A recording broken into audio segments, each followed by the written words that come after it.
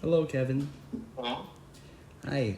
Is it in hello? By the way, is it in video or voice call?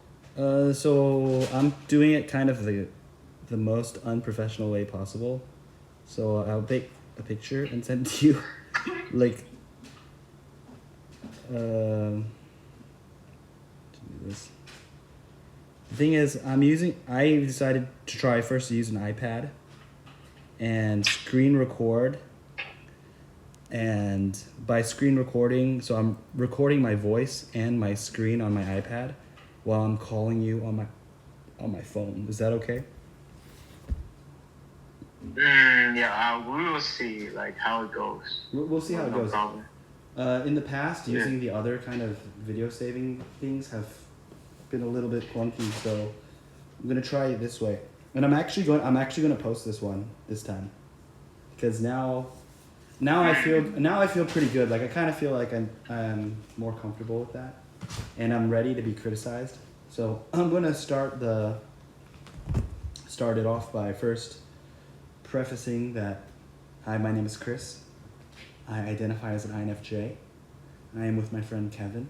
He identifies as a INTP.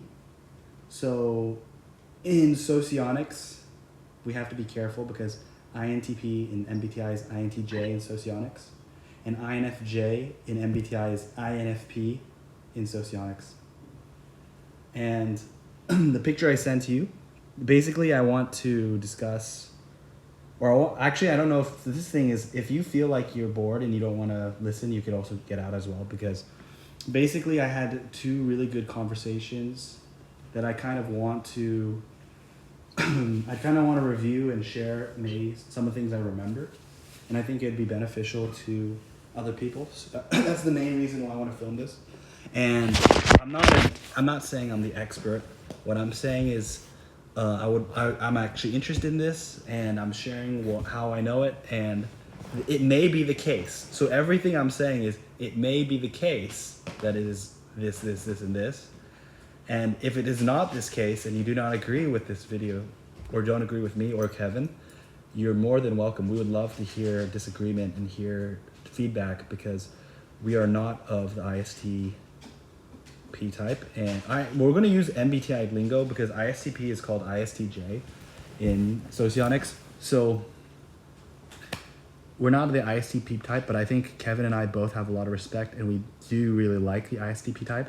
And that's actually something I want to emphasize here is, I am actually a very optimistic person, and when I describe things, sometimes it comes off as really, really pessimistic. Like, it might sound like I am judging or hating ISTPs, but I'm trying to just summarize, my brain's trying to summarize what we discussed from talking to two ISTPs. I talked to Bill from the US and Summer from Sweden. So they were the ones that helped me kind of understand this.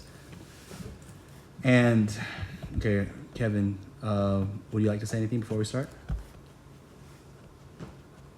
Yeah, so again, as Chris said, something we said in this video might sound really like critical and even like offensive or sometimes, and we try to avoid using these attacking and hyperbolic languages, but if that happens, we are just using these languages just for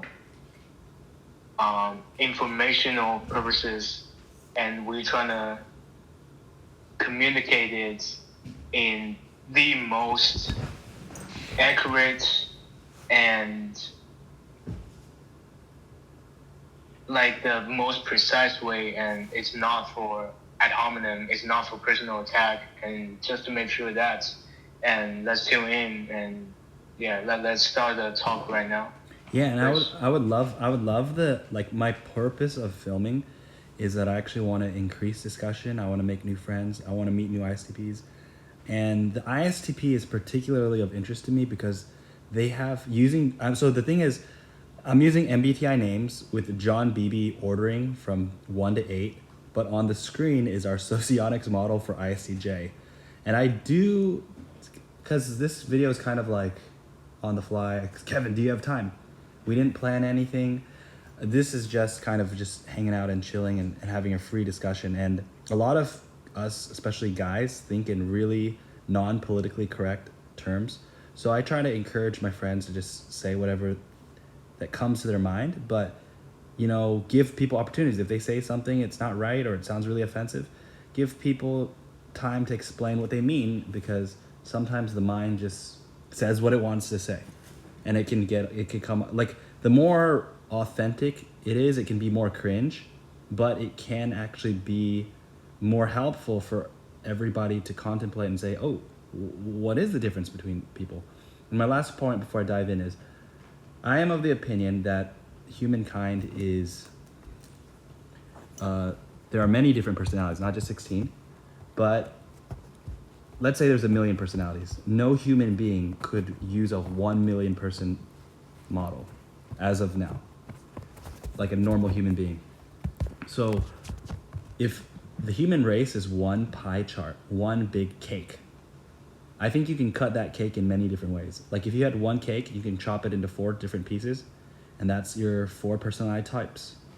And you can cut those 4 cakes into 4 more pieces, and that's your 16 types.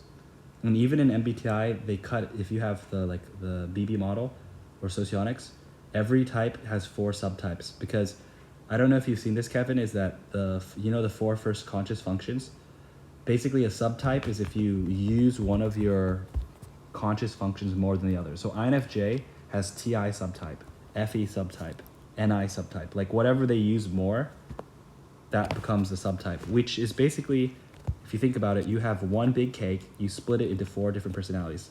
Like the old way was 4 personalities, the 4 different, what do you call the 4, like kind of the melancholic, that is the old 4 way. And then if you split 4, you can go to 16. And if you split 16, then you go to, you get even more, what, 64, is it 64? Yeah, because you have 4 times 16, 40 plus, or is it, am I saying the wrong numbers because I'm on the spot? But, you know, it's like, if you have 16 types and you multiply by 4 more, you get, what, 50, it's 64. 50, 64. is it 64? It sounds like 52 to me at the moment when I'm looking at it. 4, anyway, you know what I mean, because I've got so many things on my mind. My brain's not doing math at the moment. It's just going off. Okay, so you get what I mean. So for for ISTP, right? Mm-hmm. Let me get my phone out. My phone is there. See, that's pretty interesting. I'm in such deep thought that I can't even do 16 times 4. That's pretty funny because my mind is really thinking about what am I going to say in this video. So it's like calculating. It is 64. So that means INTP has like 4 subtypes as well. Like INTP can go with TI subtype, with the NE subtype, with the FE subtype, and the SI subtype. SI and E subtype. Yeah, and I did a podcast yesterday with an INTP who is who really was interested in physics. Okay, so we're going now. Wow.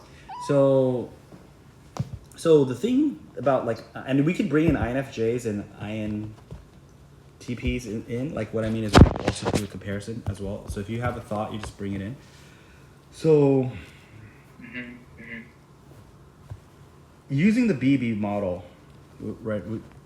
With the BB model, we were looking at a TI, SE, FE, NI. TI, SE, NI, FE. So that would be the conscious, the first 4 functions in the BB model. So let me see if I can write on this. That should be the case that I could write on it.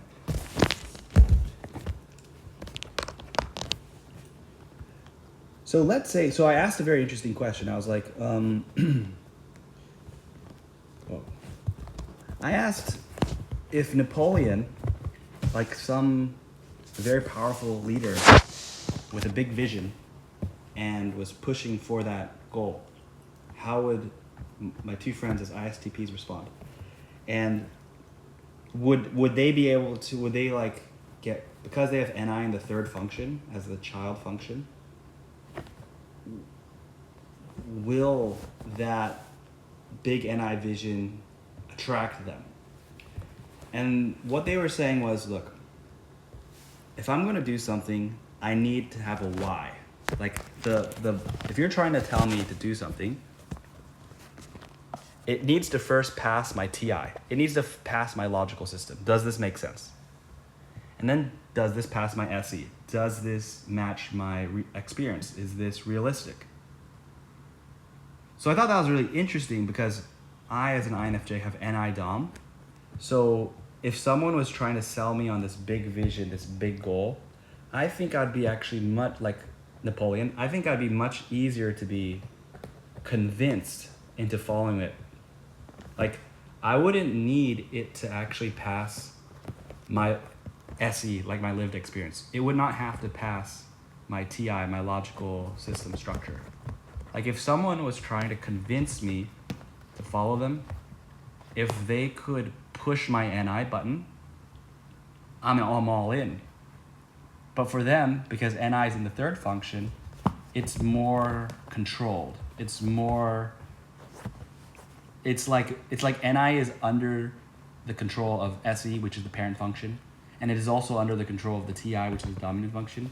So TI and SE perform some kind of checking mechanism on NI, whereas I have to be realistic. My NI is stronger than my SE, so my lived experience will not stop my NI.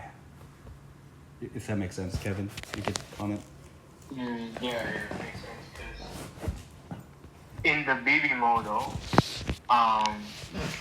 and people in support of the socionics model criticize BB model of using the language of stronger, weaker, and like for example, also like in figures, for example, someone's like in INFJ's case, NI is, let's say, stronger than TI, SE, and people will criticize this of, like, they will comment, like, you know, oh, this is like putting those functions in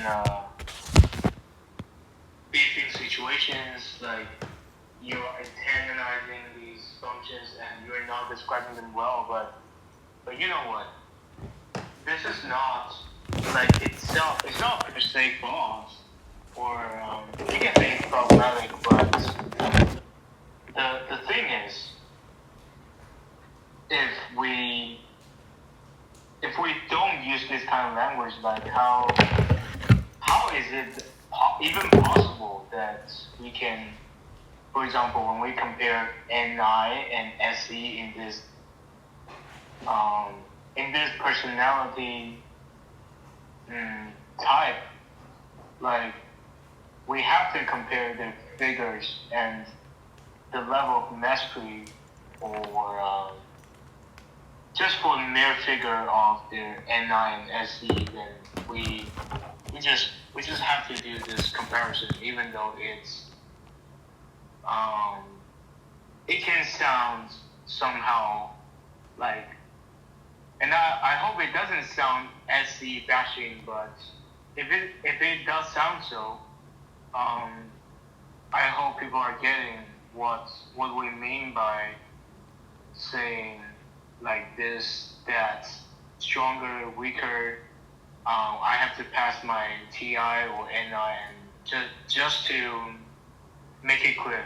And I think that's my take on that, because I was recently thinking about the critiques of BB model, saying it's not really evaluating these functions well, simply because it uses language like weaker, stronger, and that's my take. And we can move on. Yeah. So I don't know how Kevin feels about INTP, but I get the feeling that what's so interesting about a ISTP is, well, another factoid is that if you, I googled once, what is the MBTI most common among Navy SEALs and Special Forces members, and it's actually ISTP. So what this is kind of telling me is NI is very mission based, because they were saying, I need a mission. They're looking to have a mission because NI is, I'm looking for this mission. And being in the, you see how it's in the activating with the 6, so we're using BB model S3. NI being in the 3rd position for any of the functions, this is kind of like the valued, very valued function. It's sometimes, I believe, overused function. So it's like, it's what the person wants to use. So like an INFJ actually likes using TI because it's in the 3rd function. They may not be the best at it, but they love it. So as an INTP, you have TI. And so our conversations have a lot of TI in it because my 3rd function is a TI, your first function is TI, ISTP's first function is TI. So I enjoy the way ISTPs and INTPs talk. On the same thing is that I think ISTPs actually might like how I talk more than INTPs, because their activating function is my dominant function. So their 3rd position, NI, is like, give me a mission. So a lot of the ISTPs are like, well, they're not clear what the mission is, but they like having a mission. And with TI, the thing is, this was explained to me by our Swedish friend. She said that, how does this work out? TI wants to understand something deeply, and SE wants to, like, TI wants to understand something deeply. SE is going out there to go get the real data, learn like the real facts. And then NI is making that connection between those facts. It's like, you have a task, you need to study it, that's TI. Then SE means you need to go and learn and get that. So TI is let me learn that theory. SE is like, let me get that practice in. And NI is, let me complete the mission. Because NI is about finishing and NE is about starting. So ISTPs are actually finishers, not starters. So they're actually very good at finishing things. So if you give them something, a task, they can learn about it deeply, TI, and they will SE, we will prototype, we will do this, we're going to get through that hard work, and we're going to finish the mission, NI. And she explained how if NE was the 3rd function, then ISTPs would not be able to complete their task. Like if TI was, I want to understand something, and SE was like, I want to like get that data, NE would be like switching tasks. It would be like going from one task and then not completing it, and then stopping and going to another task, and then going to another task, which is something that INFPs and INTPs are basically all, and ENFPs, they all basically confirm this thing that NE is basically, it's great because you can explore the world and you can get new ideas, but this is the downside of exploration, is when you're exploring new things, you can't exactly finish the things that you just were exploring. So as NE gets more and more dominant, it can become almost a liability, because it's like, wow, new shiny thing. All right, next, new shiny thing. Whoa, new. Like, it's all about something new. Whereas ISTPs are like, we are not about new. We are about, what's the mission? Give me a clear mission, and I'm going to finish that mission, even if it's boring. And they explained to me that SI, which is in Socionics 8th function, I'm still struggling with what this means, but they're like, SI means comfort. We ISTPs don't care about comfort. We're willing to ignore the comfort. Especially, so it's like, if I have a mission, I like having a mission. And I don't care if I'm comfortable. And I am going to understand things at a deep level like a specialist. And I'm going to be able to do it in the real world. That's SC. So this is what makes it a very good fit for like Navy SEALs. Because Navy SEALs are very mission based. Like, give special forces, give me a mission. Who do you want me to take out? Do you want me to take out this guy? Or do you want me to take out that guy? Who are we trying to save? Who are we trying to eliminate? What are we trying to do here? And what's kind of interesting is they kind of report, using a little traditional MBTI, they do kind of report very P behavior, which is very ironic. Because for a mission-based personality, like let's say the INFJ has NI in a very dominant position. They have a J behind their name. INTJ, very, very clear. I want to walk this path. I need to do these things. I got to do this.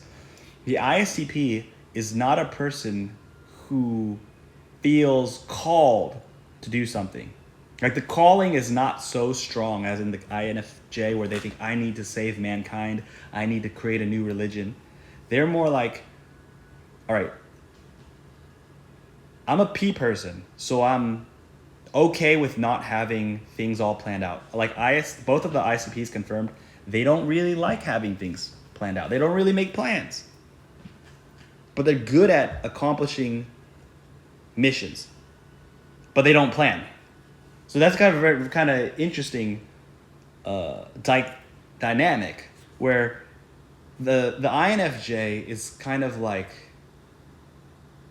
different because they feel this calling to do something. I gotta do this thing, this big thing. And they feel bad if they do anything that's not aligned with that thing.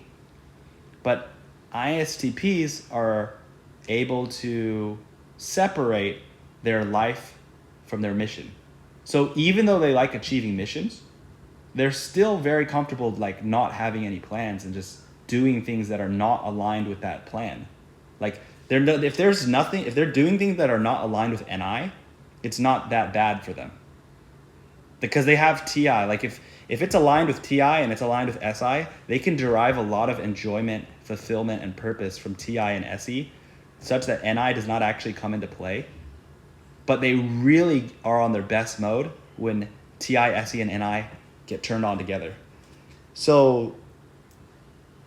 Oh, wait a minute. Now I get something new. So, I think it was maybe a year ago, or a few months ago. I cannot remember, but it says. So I was watching a commentary video about all MBTI types, and they say like ISTP as a P person, as a P type, has an extremely excellent ability, willing, and consistency in finishing something with a great executive performance, which like in a more typical way is understood as like maybe TE, because no matter what the thing is, whatever you give me, I finish that. That's a very TE thing, which is like, just efficiency first. Put efficiency and the completion of the mission, just put it above everything, above all.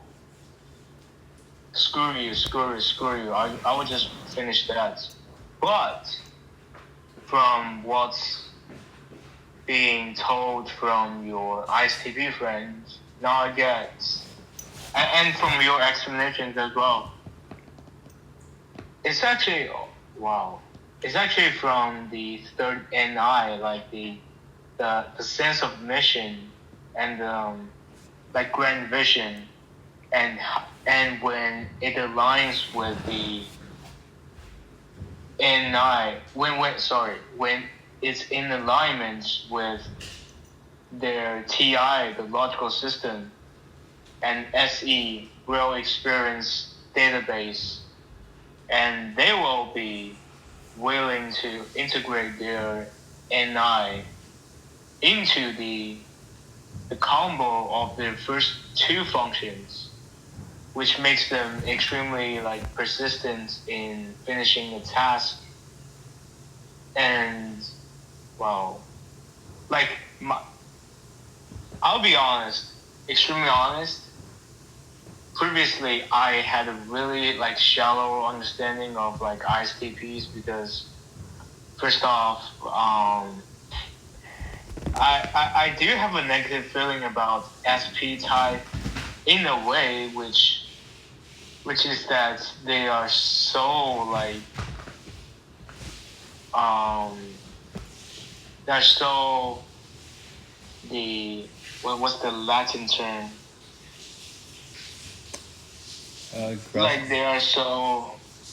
Oh, go ahead. Aggressive. Sorry? What was the? So go ahead. I was gonna try to like aggressive or. No. Living in the moment. What's the Latin term? Carpe diem. Carpe diem. Yeah, they're so carpe diem. They're so like. They're just indulging in like SE enjoyments. Thank you. They're so indulging in like the SE enjoyments, and they're not. And most of them are not. To my very first stereotypes, they're not like persistent in some pretty intuitive. They're not putting energy into the intuitive diagrams, and they are like they're so like realistic, but it's now made clear that wow, I just it is mind blowing. It is mind blowing. I think you're gonna get more mind blown when I tell you more stuff. Like you're gonna get even more mind blown. And I would actually say like after listening to the ISTPs, I'm like, oh shoot. I think ISTP is a great type because I think a lot of people would. It's really weird because like usually people when they study MBTI, they don't really study other types, and ISTP is why would I say it's a great type to study is because I am a believer that instead of studying just your own type, we should learn about other people because when we learn about other people, it's easier to understand ourselves. And in the case of ISTPs, like ISTPs are very clear people. They're very much about clarity. Like TI and NI is a very clarity. TI is very about clarity, first of all. But TI and SE is about let's be clear, let's be logical, and SE is about let's be factual. Let's make sure it matches real life experience. So it's no nonsense, no bullshit. And so they're actually pretty good at describing themselves. And when you pay attention to like how they talk, it's like you can see that, oh, it's not just about what your four letters are. It's very much about what order your letters are in. Like what do the positions mean? Because NI in the third position and NI in the first position is quite different. And I can see that actually NI being controlled by TI makes it not get too crazy. Like NI can make a person go crazy, like, I've got a mission, I've got to save all mankind, I've got like a messiah complex. Where NI is being tempered by SE realism and TI rationalism. So I think that's kind of where you get a rationalist from a TI, realist from the SE, but you got a mission focused on the NI, which is so amazing. I'm not even exactly sure how because I still know that some people actually think that the perceiver and judger, the PNJ, is not useful, which means they're in favor of basically, they think that either BB model is better than MBTI and Socionics is better than BB model. So they're trying to just have one model and abandon the other models. That's not my style. Hold on.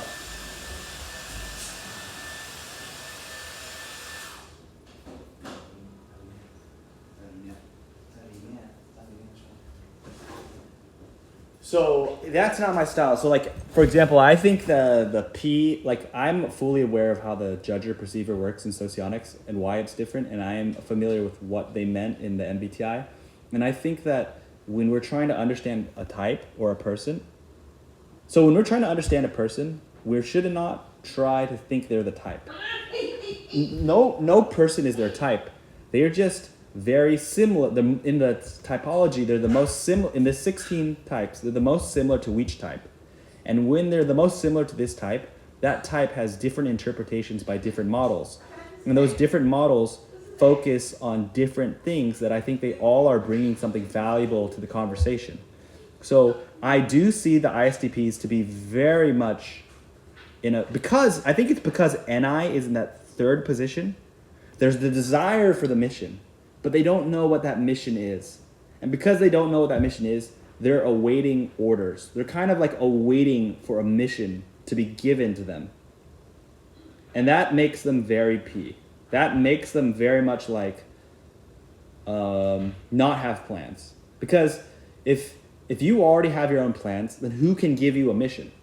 Like if a Navy SEAL was like, let's say a Navy SEAL had a very clear plan for how his life would work. What would he think if his commander said, special command said, we're sending you right now to Afghanistan for 5 years? If he already has his own plans, he would have to say, I'm sorry, sir, I can't do it because I have to do X, Y, Z. But because they're a P type, they're kind of awaiting for a mission. So because they're awaiting for a mission, they are keeping themselves I think they're keeping themselves a little bit light on the planning. Like they'll probably do enough planning to get through their life, but they also want to have some level of flexibility because P-loving types like flexibility and freedom. They want some level of freedom and flexibility so that they could actually be prepared to take on the mission when there's a critical mission. Like when there's a critical mission, they're the type that will be ready to answer the call. Because you cannot answer the call for the mission unless your plans have enough blank space or enough wiggle room for other people to do things. Like if your schedule is packed, then people can't give you more things to do. But if your schedule is fairly flexible, fairly open, now you're ready. You have opportunity to answer the call and move to a meaningful mission. That's like NI is about being meaningful and being like answering the why. And many NI users struggle with NE because NE is kind of about this random exploration. And random exploration looks like it's kind of meaningless to a person that has a very clear vision. If you have a clear vision, it's like you have a line drawn in front of you. And random exploration is set 360 degrees exploration. Looks like you're just leaving the line. So a lot of NI users are struggling to really make the most of life because their NE is imbalanced. Their NE is too low and their NE is too high. So they kind of have a neurotic, like they're thinking in a very neurotic way, like I've got to do this, I've got to do that, I've got to do this. So this is something that we should realize is NI being higher or NI being lower does not necessarily mean that this person is more skilled or less skilled. Like I would actually think NI being higher in the stack is increasing the risk of a person entering into the neurotic pattern of being obsessed with this one path forward that they're not willing to explore more. So I do think that's kind of cool where other types with NE would be more of an explorer type function. So when you look at this, you start to realize, wait a minute, that means it appears that the different types really serve different functions in the society. Like some people were meant to be explorers and some people were meant to be Navy SEALs. And if people were Navy SEALs, they probably wouldn't necessarily be the best explorers because when you're like being mission focused, you need to like tune out the things that don't matter. Like you need to be able to say, I'm focused on, like laser eye focused. And that's actually what my name, my LEC and my nickname means, is laser eye Chris. So I literally, my screen name shows that I'm an NI Dom. Because it says laser eye Chris. So that is laser eye focus is the NI. And focused on something and not letting, yeah, go ahead. No. I'm laughing. So that, so, okay. Oh, I want to go flip to another element on our discussion, and we'll see if we can get to FI. I'm not sure if we'll get there, but I did want to talk about FI friendships because Summer also helped me understand this FI and this element. So, but I'm gonna first say something. Go ahead. Is it FI in the socionics model? Yes, which is our eighth function. It's our eighth function. It's BB eighth function. I'm referring to MBTI ISTP and I'm referring to BB model order. And I wrote the pink as the order on my screen. So I should take a picture of it so that maybe that would be helpful to you. Hold on.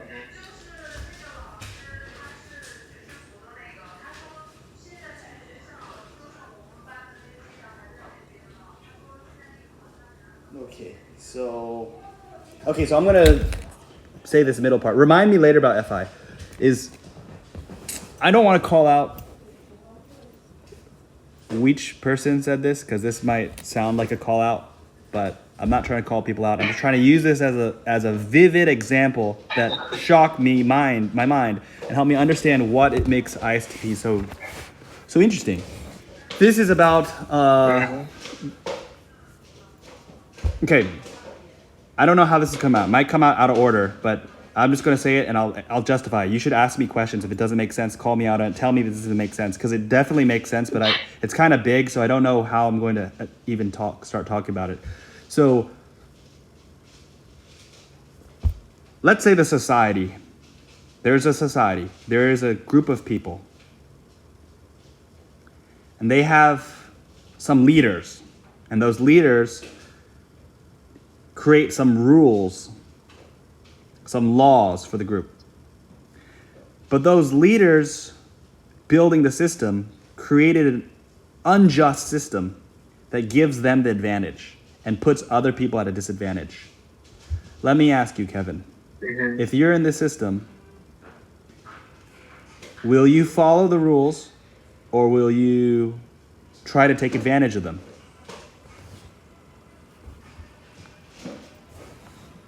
Wow. Is that a gotcha moment? I don't know. I'm very curious because you're also TI Dom, so you're gonna be shocked when when the ISTP gives the answer. You mean? Yeah, I think you're gonna be pretty shocked. I was pretty shocked, and I think it's something that we could reflect. Like, whoa, what's that mean? But it tells you. It will tell you a lot about what really is going on in the ISTP's like underlying logic, 底层逻辑. So I'm curious. So you can answer it. You can answer it any way you want. Like so for me, I think so in a way, legally speaking, like unless you have maybe there's a legal verse in, for example, in a law, then probably you can and you can theoretically get a little sneaky through for example, something inside of it, and be sneaky and taking advantage from that. Like doesn't mean like maybe abusing this, like abusing the law or something.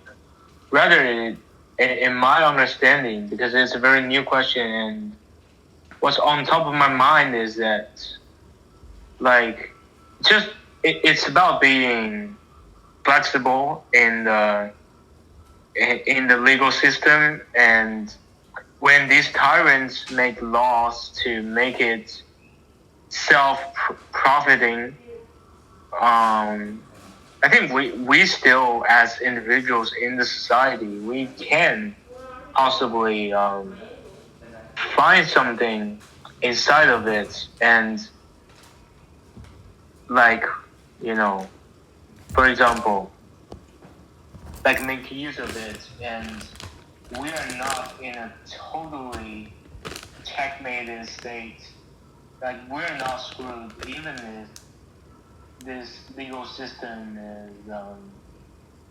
is it's merely used and settled for the interest of the ruling class, and we can benefit from that, and maybe, and if that's the true case, then I think maybe I will have both, but it's gonna be a even longer answer and pretty lengthy. No problem. And, You can think about it. I'll tell you. You can think about and I'll think about it. it. Right. And what they say, I'm kind of curious. I think it's also good for viewers to also consider what they do, and it's not necessarily a tyranny because even if it's a group, even if the group is like a church group or it's a company, or it doesn't need to necessarily be a country. It could just be a Discord server. It could actually be just a group with privilege and advantage. Yeah. But the That thing makes is, sense. some types of privilege are meritocratic. Some types of privilege are not meritocratic. Some are aristocratic. Like for example, if you're just born in the right family, then you're now part of the advantage, right? So these are.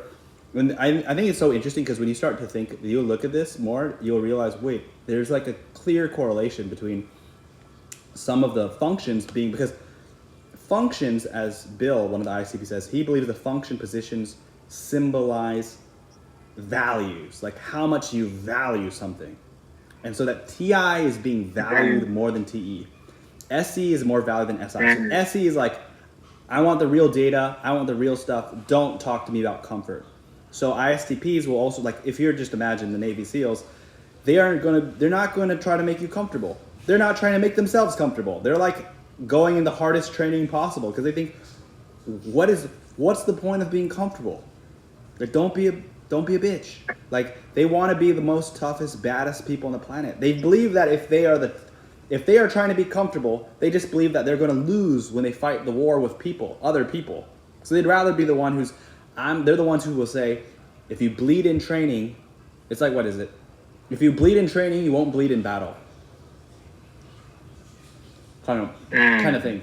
So that kind of quote is very SI in that low position. So the thing is, what shocked me about my friend's opinion, and whether this opinion actually is the opinion of all ISTPs, I have no idea. But he's a very thoughtful person. And he basically said, it bothers him. So he said this: if the people who design the system use it to their own advantage, that's okay, because they designed the system.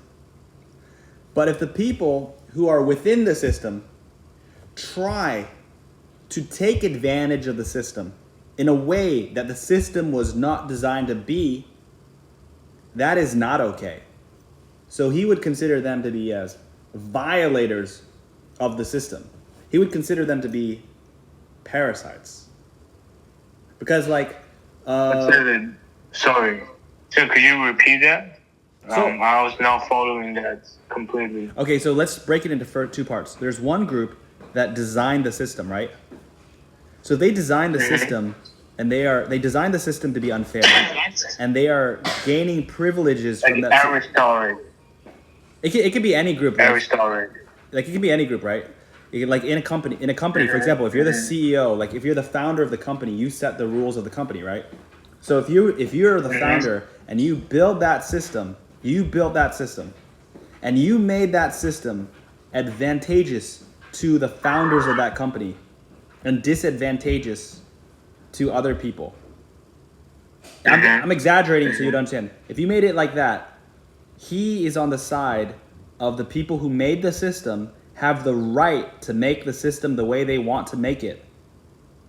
Because they are the builders of the system, so it makes sense that they would actually put themselves at an advantageous position, right? Why would you build a system that would put other people at advantage? That's kind of doesn't make sense, right? Yeah, I understand it because like that's why I had a change of mind on some very revolutionary ideas. I can now still man that pretty easily compared to what I thought about this when I was maybe 2 or 3, 4 years Wait, hold on, Kevin. younger than what I did myself. Hold on, Kevin. Like, Hold on, Kevin. Not to interrupt you, but Uh-huh. I want to complete the second part because you didn't hear the second part. The second part is if people try, like if people who are not the builders of the system come in and they try to take advantage of the pre-existing system, try to find loopholes, try to find ways to parasite from the system, and try to the system was built in an unfair way to the advantage of the builders, and if the people who came after did not put in the work to build the system, they try to take advantage of the system. He is not against the people who built the system unfairly. He's against the people who came in later who are taking advantage of the system as it was designed, which means that truly TI is highly valid because TI is a system building function, right? So that means okay, this concept needs to be taken with a grain of salt because people might think of this as a government, right? Or as a whatever, but I think we have to understand here that this can apply to many different things. Like it can apply to a Boy Scout club. It can apply to a dance team. It can apply to building a company. In a way, a person who takes the time and effort to build the system, it costs them energy, time, money. It costs them something to build it. So of course they're going to build the system trying to get a return on investment so that it's worth the cost, so they can get a return on what they put in. You build something so you can get something more, sure. right? So Sure. this if we switch roles, we would understand this makes total sense. It's a matter of perspective. If you built the system, you would want the system to privilege you. But from the perspective of other people who come into the system, they might be looking at you guys who built the system, built an unfair system. Why do your kids get the top school seats? Why do your kids get to have, how is it that you're, they might be a little bit how come your skin color is more advantaged than our skin color, right? So the counter argument that I would present is some people's mindset is society doesn't give a shit about me, so why do I need to give a shit about society? So the people who have this mindset will think more opportunistically, and they'll think this system is flawed. This system is unfair. This system is unjust. So they'll think to themselves, this system is bad. They might complain about it, or they might take advantage of it. But either way, they're ultimately against the system. And if they're against their system, there's basically 3 different paths they can take. How do we take advantage of the current system is one path. How do we reform or change the system is a second path. And the third path is how do we destroy the system and create a new one? And that's the most radical one of all. How do you destroy the system and bring it back up? And so that's this kind of thing. I do not believe this does not just apply to governments and countries, because you see churches splitting, you see friend groups breaking, you see companies founders fighting. So you see all kinds of this kind of idea of building a system is not. It could be applied to countries, but it does not exclusively apply to countries. And what shocked me, and I'm trying to clarify this, and you can go back to your story if you want to. I'm just trying to clarify what I'm being presented is. No. Is that this kind of makes sense. Oh, this is the other part. This part came in is about so on the surface level, it's about individuality and collectivism and tribalism.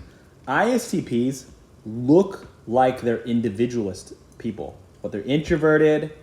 They probably don't really express themselves that much, partially because their ideas are kind of unpopular, or so they think. Because they're no nonsense people. Bill used the sentence, good economics is bad politics. So good economics is bad politics means that ISTPs potentially are in favor of good economics. Why? Because good economics is good for the collective well-being. I think that ISTPs look like I get bitten by a cat. ISTPs look like individualists, but they're actually collectivists, which also would make sense because they have FE in their fourth function. So they are actually, and I'm trying to explain what I mean by this, is while they appear to be individualists because they seem to be doing their own thing, they actually really, really care about the collective society, the society. And how they care about the society manifests itself in two different ways that I think is so funny. It's like three different ways. It's so funny. One is, about politically incorrectness. Another thing is about the value of work and the value of labor. And the third is the belief in the individual. So I might go backwards. And remind me if I don't touch one of them. If you could type it down to me, it'd be good, because I don't remember if I'm going to remember. So basically about work. It's about work and play. Bill said he does not believe in work-life balance. Why does he not believe in work-life balance? Because he believes that if you try to find work-life balance, it means that you've been tricked to some degree. Because he believes that if you... I'm trying to see if I try to get this right. So this is also about the politically incorrectness. So basically, why do ISTPs rarely open their mouth? And why are they kind of introverted? It's because they believe in being logical and being realistic. And a lot of people don't believe in being logical and don't believe in being realistic.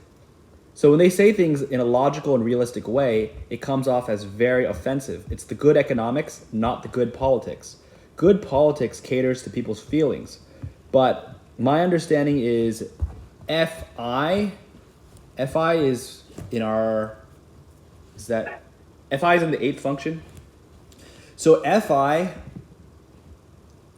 let's just say FE and FI are just challenging functions for ISTPs in general. So catering to people's feelings are not that easy for them because they themselves don't feel that serious. They don't feel that much. They think more than they feel. They're more focused. Like SE is also about focus on the outward world, the real facts, whereas SI is kind of sentimental because SI can be very much can be fixated on traditions, and traditions are sentimental by nature, and they have some kind of relationship to it. They can kind of have I think SI can be more feeling based than SE. So SE is more blunt than SI. Because SI is about we need to preserve like the traditions, whereas SE is like, okay, let's just talk the facts. Like, let's be realistic here. So when they think about things in a realistic way, they say things in a way with FE and FI being the low position.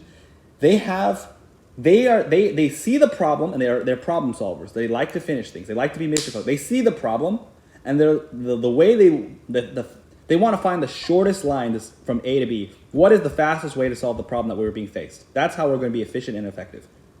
And after taking that time to use TI to understand the problem, they figured out the way to solve that problem is not going to make everyone happy. It's going to make some people unhappy. And the way you solve those problems, they're going to hurt people's feelings if you say it and you do it. So how I would just put this is, so one thing about the collective health is they believe that I believe they believe. I was going to say they believe. Remember in the beginning, I already did the warning that this might not be right. They believe that the human individual is very powerful. No matter how bad the situation is, there's always work that can be done. There's always problems in the world. So if you're, for example, if you want to make money, the logical, realistic thing to do is, okay, what does the market want? What is the market paying for? Whatever the market is paying for, I'm going to invest the time to learn those skills and become good at it and sell my labor and make money and make the society better. So they do believe that work and the market have a correlation to making the world better, but also taking care of yourself. That's being very logical. Like, what does the society need? They're willing to pay for it. If you do what the society is willing to needs you to do, no matter how dangerous, no matter how uncomfortable, because SI being so low, they don't care about comfort. They don't even, also FI, they don't care if they like their job. Like, they don't care if they like the job, and they don't care if the job is comfortable. So that makes them easier to say, what's the logical, realistic thing that needs to be done here? Problem is, I don't have money in my pocket. How do I solve that problem? Look at the market. What is the market paying for?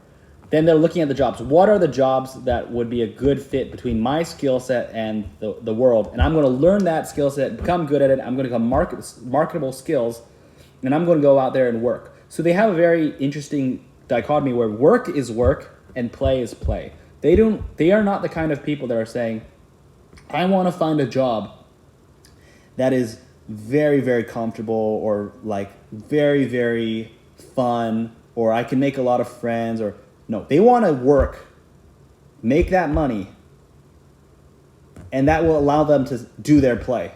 And that's why Bill didn't believe in work-life balance, because he's more in this frame of thought. If I work at something and become really good at it and build those skills, then I can go from the worker to a boss. I can become a person by building skills. I can actually become more and more valuable to the society, such that I could build a business where I do not have to worry about work-life balance. I can build a business that works for me when I am living my life, doing what I want to do. So they believe strongly that individuals should not complain and should not parasite from the system, no matter how unfair the system is.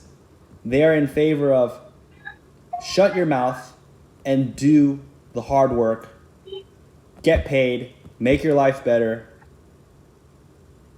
And if everyone did that, the society would be better. So they prefer that people would not complain, and they would prefer that people would not, when I say leech from the system, that really bothers them.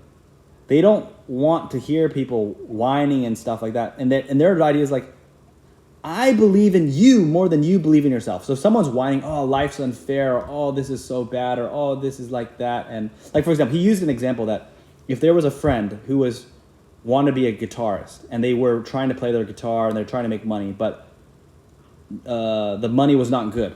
And they're complaining like, oh man, I'm trying my best. I'm doing what I love, and I'm not getting paid for it. And they start complaining about that. His mindset is like, it's nice that you like guitar, but the market is not paying that. It's only for a very select few that can get really paid well on this. So since you're figuring out the society is not paying you for this, go learn another skill, get yourself useful and valuable to the society, make that money, and just play guitar. Like, you can make your money, build your business, get that financial freedom, then you can play your guitar all you want. Kind of thing. Like, some applause to that. Applause to that, for real. You're what? I don't give some applause to that idea. Like, Okay. So that's why I had very radical, you can say very radical, change of my mind when I was the one, like, I was thinking about, like, for example, the society, the economy, screwing people up, like, oh, you know, the market, the in the labor, the economy, they are not paying that well. Like people's skill sets and their interests are not paid equally, or people are not like finding jobs that's perfectly fitting both with their skill sets and their interests and their value system. And also like even more so maybe like, oh, you know what, let's screw you up, like we were gonna build another one that's, you know,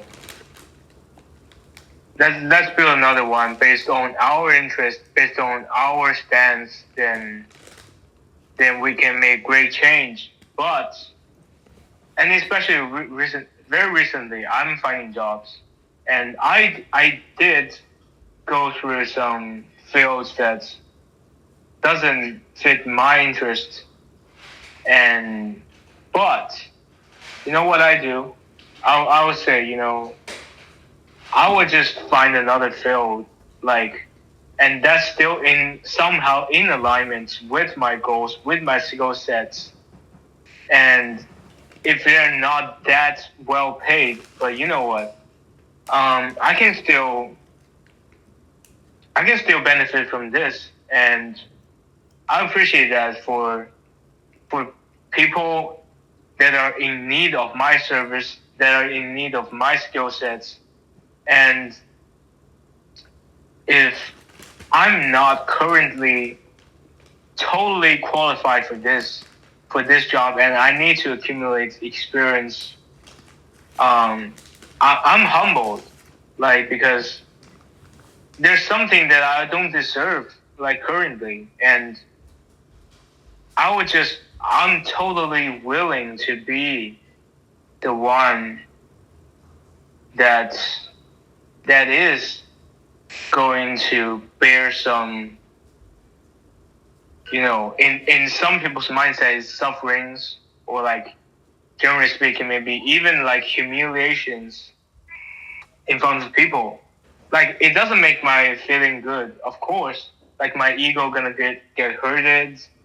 I gonna feel sad about, and I'm gonna feel angry.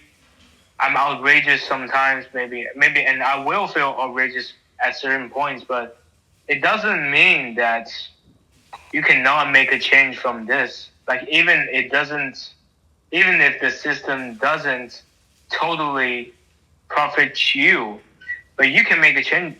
But you can benefit from this, because even though the system is catering to the founders of this system, which makes them somehow aristocratic, and I totally get it. But at the same time, it is also meritocratic.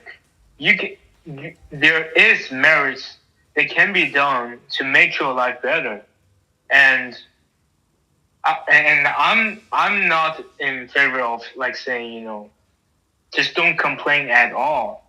But what I would say currently is, you know, complain less and do more, and find the position that fits your interest and the money in the most psychologically fitting and available way. And that's what I think. That's what I think about this. In general, like if there's a system that and an environment that doesn't fit your interests, that makes you feeling hurt, you should be, and you shouldn't be complaining a lot, but rather um you, and be flexible in the way that's both financially okay. Like what I mean by this is that the pay is okay, and learn from that.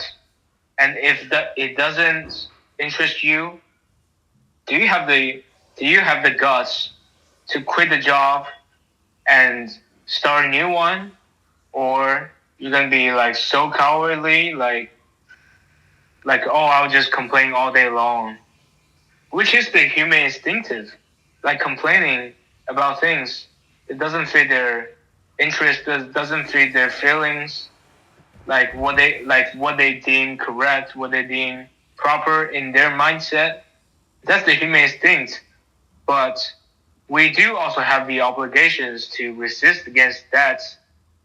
I would say that's a temptation to complain all day long and doing nothing. And that's what I think about this. It's a bit long, but I hope that makes sense. That's okay, and I think it's really cool because ISTP and INFP definitely have some value differences because FI is so much about what you like and you don't like. FI is about what you think is good and what you think is bad. It makes judgments based off, I like this, I don't like this. We'll talk about it later, but basically ISTPs are like, I don't care what you like and you don't like. I don't care what I like and what I don't like. They're more duty based. And they have I should say that the ISTPs I don't think they like bragging. I don't think they like talking too much. They like doing, like do more than you let the doing do the talking. And yeah, they're also in the like, let's say one system that they mentioned is like a company. So if the CEO and the C-suite, they have huge bonuses. Let's say if they make more money than the previous year, the leaders get a bonus and the normal workers don't. So Bill would say that he thinks that this is okay because he thinks that if you give the bonus, like let's give everyone $5, it's not as good as if you give the top guy $2 million. If you give everybody $5, it wouldn't change any behavior and it might insult people. Like, how dare you give me $5? Like, what I do for you is worth so much more than $5 and you giving me a $5 thing? So if you had to divide give $2 million to one guy or $5 to everybody, he's in favor of it is in the collective the company's interest that if the leader is given the bonus, the 2 million, then he will find ways to motivate everybody to be more productive. But if you give everybody $5, which is populism, it will not make anyone more motivated and it will not motivate the leaders. So this is kind of a very interesting logical TI system thinking of how do you be realistic with SE. And I think I'm missing something here. I want to talk more about the collectivism, individualism. So this kind of sounds scary about eugenics and about survival of the fittest. But to put it this way, part of what was expressed was some ISTPs' ideas are very unpopular because they are actually popular ideas. These are popular ideas that really hurt people's feelings and trigger people. So ISTPs may not really try to say them too much because it'd get them in trouble. One of those beliefs is survival of the fittest applied to the society. So in the rise of the welfare state, where more and more people are basically freeloading and free riding and benefiting from the system, this is how I would describe it. Let's say an individual is part of the society, part of the system. They are supposed to do 50% is supposed to be their responsibilities, what they're doing to benefit the society, and 50% is what they're entitled to be to gain. So a balanced in the self and the society could be viewed as an exchange between an individual and the system. One is the responsibility is what you do for the system, and the benefits is what the system does for you. A balanced system would be a person benefits 50% and then contributes 50%. this is what I believe the ISTPs are explaining. They would like it if everyone did their 50 and took their 50. It's fair, and everyone will gain something from it. Now, if the founders give themselves 60-40 or 70-30, that means they take 70% and they put in 30%. They think it's somewhat fair because they actually built the system. So the system would not exist without them, right? So that creates like an aristocracy, where the aristocracy gets 70 and they put in 30, whereas the normal people should put in 50 and do 50. So this creates a class-based system. For them, they kind of think, well, the C-suite class and the lower class having this kind of relationship is kind of unavoidable, and it's potentially preferable. Like the social hierarchy might actually be a built-in feature of humans in large groups, that it's unavoidable. So this is a possibility, right? And if I agree. let me continue this because I might lose my train of thought. Is if a person starts to take 80 and give 20, or they take 100 and they give 0, or they actually harm the society in other ways, these are the people that violate the ISTP's sense of justice and meritocracy. Because their idea of meritocracy has wiggle room for the aristocracy, as you said, is like, because you guys built this, then you guys can get a better cut. Because you're the leaders, you can get more of the bonus. If we gave all the workers the bonus, then it wouldn't be that beneficial. They're thinking about it in the terms of the collective health. Like, is it in the best interest of the collective? It is in the best interest of the collective for everyone to do 50 and then get 50. But if people start taking 80 or 100 and they don't contribute anything, they're actually putting a burden on the society, putting a burden on the system. And these people should be eliminated. That's like this. So this is where that's where the ISTP would get people kind of triggered, because they, by eliminated, we're not saying kill them necessarily, but some people they was like, we should encourage survival of the fittest. We should not, like, this is a particularly big issue in Europe, right? In America, but Europe is really bad, where it's like they have the welfare socialist state set up. It's designed to protect people. It's designed to give you 50% of the benefit. But what's happening is people are taking 100% of the benefit. That's when they're cheating the system. And that's what's triggering ISTPs. You're triggering a system. And they're thinking, you guys are taking 100 and you guys are not even putting anything. You're giving 0. It's a give and take balance. You're putting that on us. The system. If you're taking from the system, that means you're taking from us, because the system is meant to give to all the people. So if you take from the system like a parasite, you're cheating the system. Therefore, you're cheating me. I'm part of the system. You're part of the system. We should follow the system's rules, which to me is very collectivistic. Like this, and what's also really interesting is I would even say that it's idealistic, because TINI is very. It's the common link between INFJs and ISTPs. And I am a very idealistic person by many people's estimation, because I desire to push, because ideal, IDEAL, has the word idea in it. And when an ideal means that you believe the idea should be more important than the reality. And I agree. Oh, you go ahead. Agree with. I mean, I would agree with the ISTP ideas, but even though to retract a little bit, I do agree. Though I would say though, I think people should find an occupation and a job set that can bring enough zeals and passions, and to let them bring in their passion instead of just for making money alone. So this is somehow like maybe FI elements. I'm not sure about that. but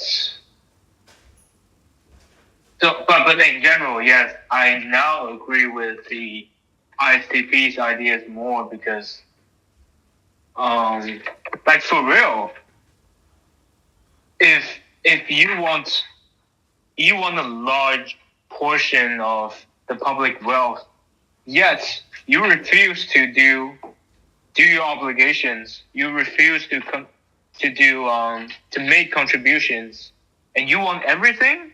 Like this is hallucination. This is group hallucination. This is not even like justice based because you're just trying to fraud people their proper um doing their proper jobs, working their ass off just to get a proper income from these works. And what would you, and if you want a larger portion of your work, like for example you make $100 in a day in a work unit, and you want $80 from this, and other people like the boss, the top class, they got only 20 and you got most of it. And how would you make other people think?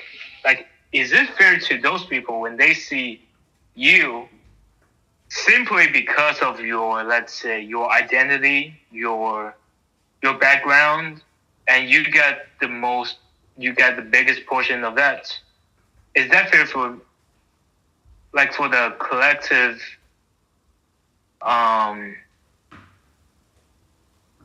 is that a, let's say, economically sustainable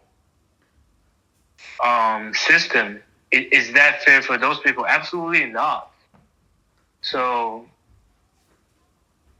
so yeah, like, and what I say might also trigger people, and this is like, it's fine, but I just want to make it clear. I want to rehash on two things. Is there the old quote that says, "Hard times make hard men. Hard men make easy times. Easy times make." Hard times make hard men. Hard men make easy times. Easy times make weak men. Weak men make hard times. So I think that's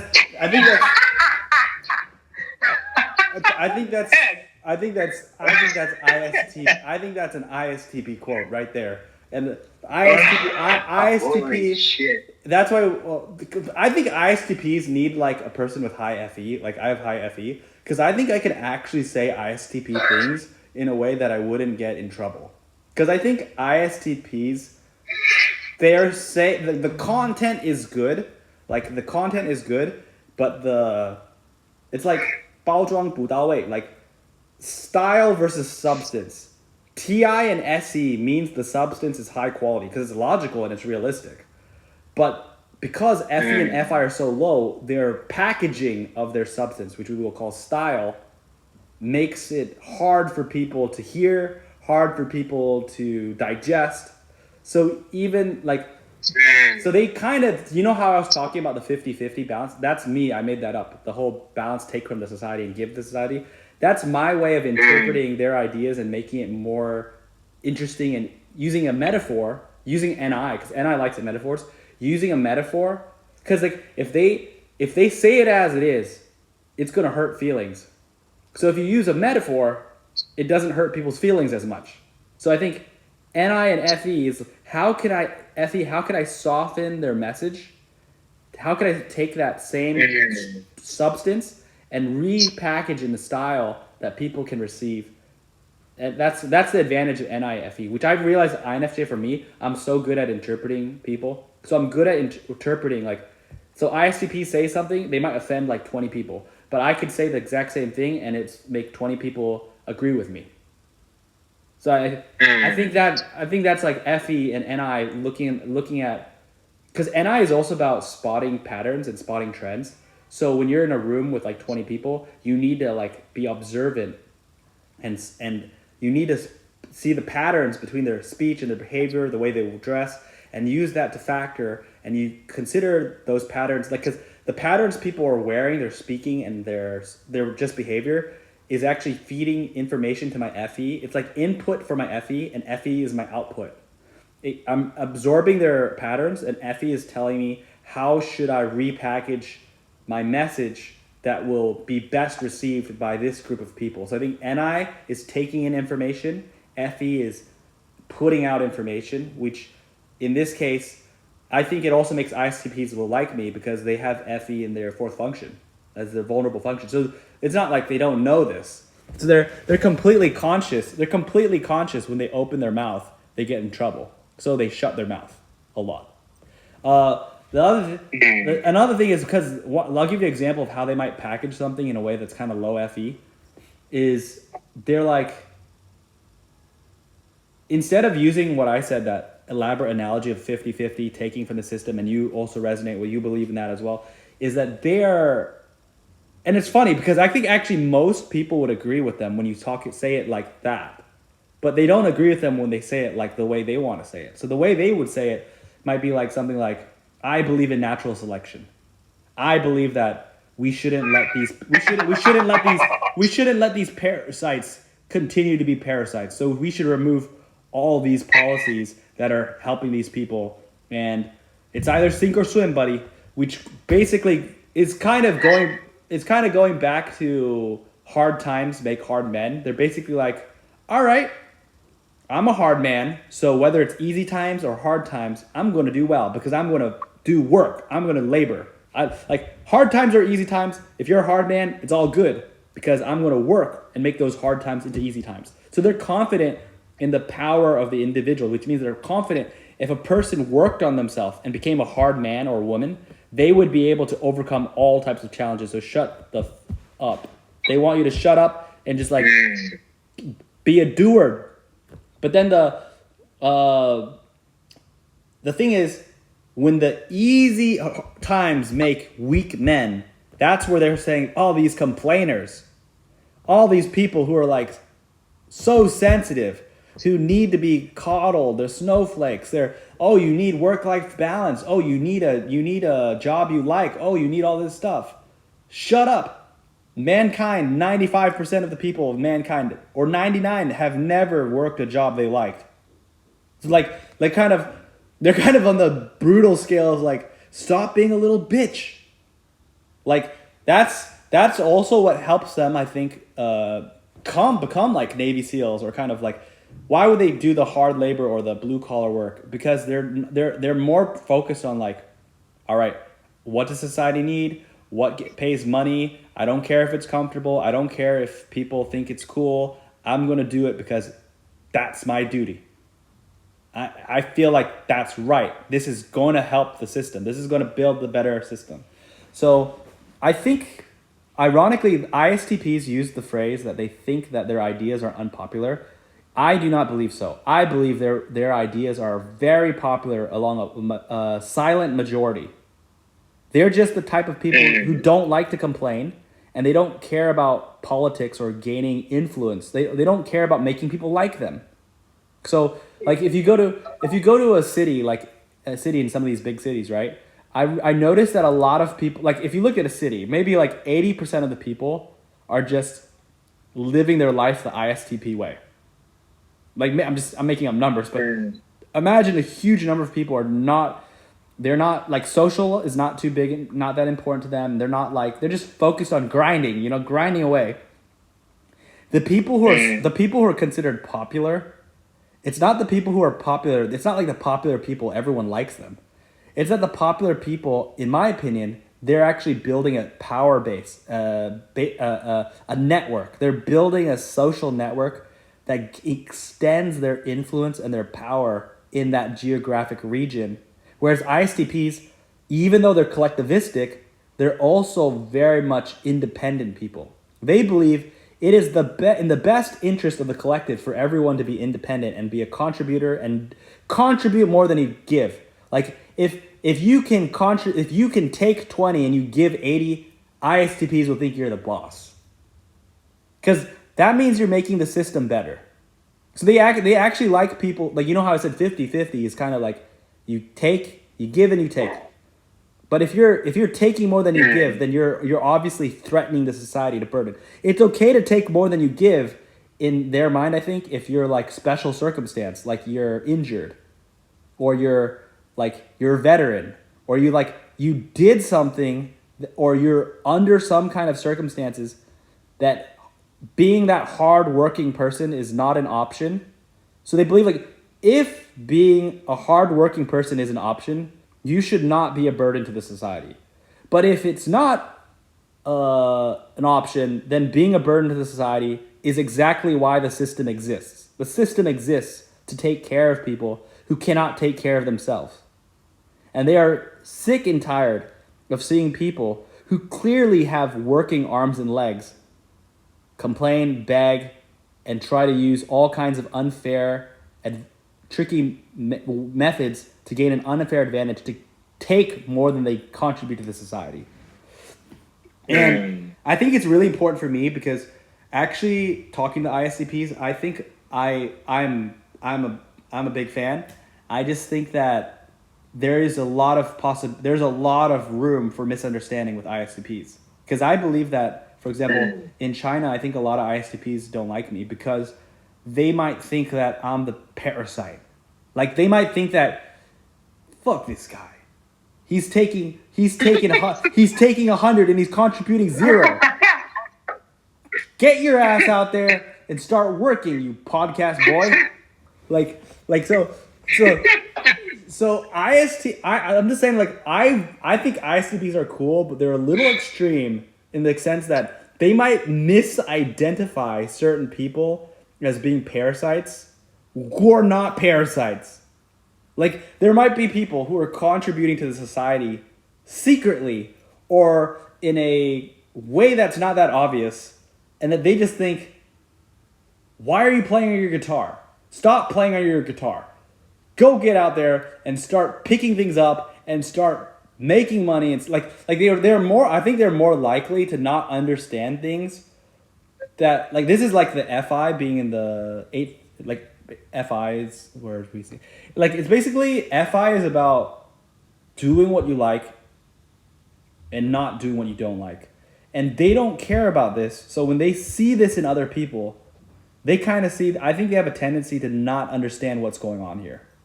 Like they're like kind of like, what are you doing? Like what do you mean you like doing something that, like, doesn't make money? And, like, I'm saying, like think about it in China. Like, if you were saying, hey, my option is I could do a job that can work hard and make money and provide for my family, ISTPs would be like, that's good. But if you're like, but I want to do something that's risky and I like it and it's meaningful to me and I'm going to do that, there's like, you selfish bastard. Like, you, like, they might think like you're selfish for, like, pursuing something that you like that does not benefit the society. So I think that they kind of subconsciously do not like it when people show selfishness. So selfishness is when you put preference to your own self over others. And in their case, the society does matter. So if you're, like, doing something that you like, but it's like they can't see the connection, how this is, like, if they see you do something that you like, but they think that you're taking more than you're giving, I think it's going to trigger them. Like, they're not the kind of person who's like, you should follow your dreams, do what you like, and, oh wow, like, really get to know yourself. They want you to build those hard skills and be tough. I want to talk about tribalism next. How are you doing, Kevin, over there? I'm okay. Okay. I think that these topics could be quite offensive. So I'm just warning here, if you're easily triggered, you should run away. And the degree of fire is increasing, baby. Yeah, and part of me is also like, as a person, I'm speaking from the perspective of what I think an ISTP is like. How accurate that is, I need ISTPs to comment. Like, if it's not accurate, just call me out, because that's something I'm interested in. What are the differences between, like, what do ISPs have in common?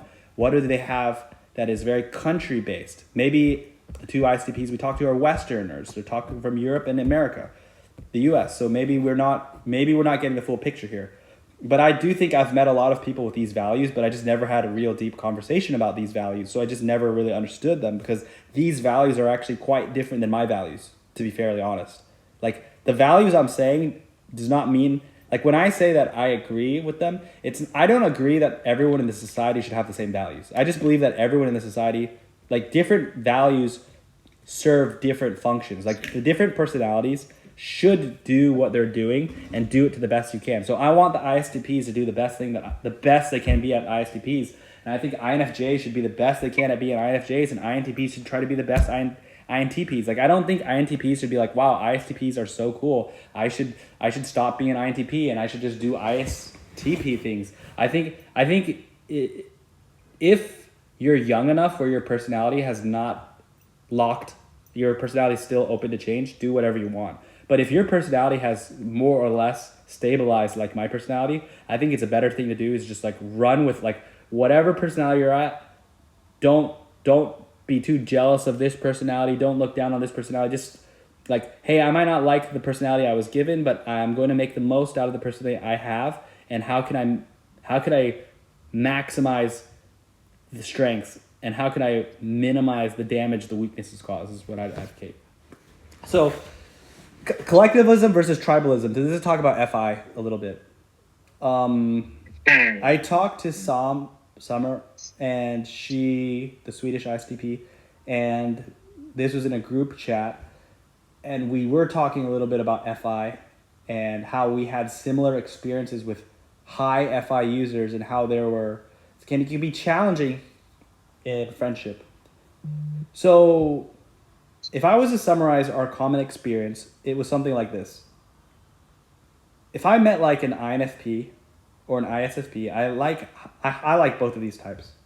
But the danger with these two types is when we're vibing and we're getting along. Let's say we talk for 3 hours.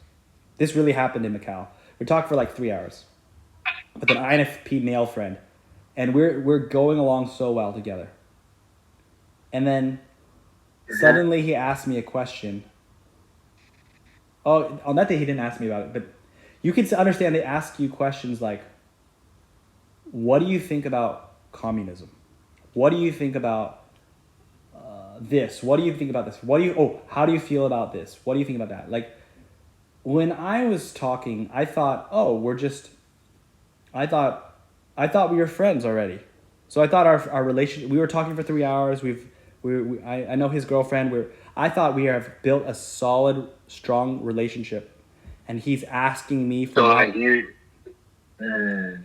you don't think that's a deal breaker? Yeah, I didn't see any danger. I didn't see any dangers in these questions. So, like, I am being asked a question on how do you feel about something, and I'm thinking, oh, this person likes me. Like, we're friends, so I can say my true feelings and my true thoughts. And what we kind of realized is, with the high FI users, it would appear that their personal values, FI, how they feel about certain things, are so important to them that when they are having a good relationship with you, they're talking to you. Some said it's like walking in a minefield without a map. So you're like walking around, and suddenly you touch something. They ask you a question. How do you feel about this? How do you think about this? And suddenly, how you answer this question can completely destroy your relationship. Like, it's just the relationship, like you hit a bomb and blew up. And what happened is, so she was like, she didn't know, so we're kind of figuring out, well, why is it that the high FI users seem like we're doing so well, and then suddenly we hit something, and then our relationship, the relationship's done.